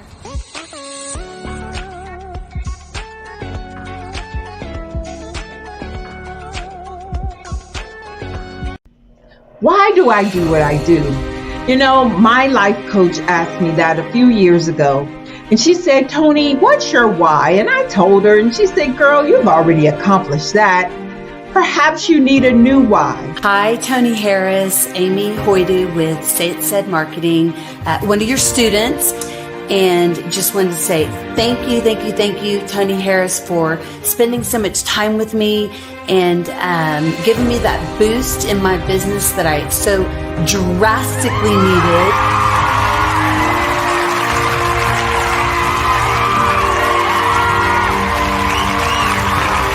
My why is to touch, move, and inspire my clients to take drastic steps to be better than they were before they met me. I'm a resource. I'm a connector. I want to help people build deeper relationships that are beneficial to their life and business. That's what I do best. So, first thing you got to do is show up. And speaking is a way to magnetically attract your ideal client to you. How many of you use social media that way? Absolutely, and this is how you look to the world. Drastic steps are the steps that are needed to be successful. And my business is drastic denotes a mindset. Getting out of your comfort zone. Doing something that you don't necessarily feel comfortable doing, want to do, but you know it's a necessary step to be successful in your business. I get the most satisfaction when I see my connections flourishing into relationships long after I am gone. Hi, my name is Jasmine Augustine with Media Jasmine, and I've joined several networking and referral groups in the area. And Network in Action Northeast Houston with Tony Harris Taylor is one of the best organizations that I've joined. I love that piece of what I do, and it is what fuels my fire.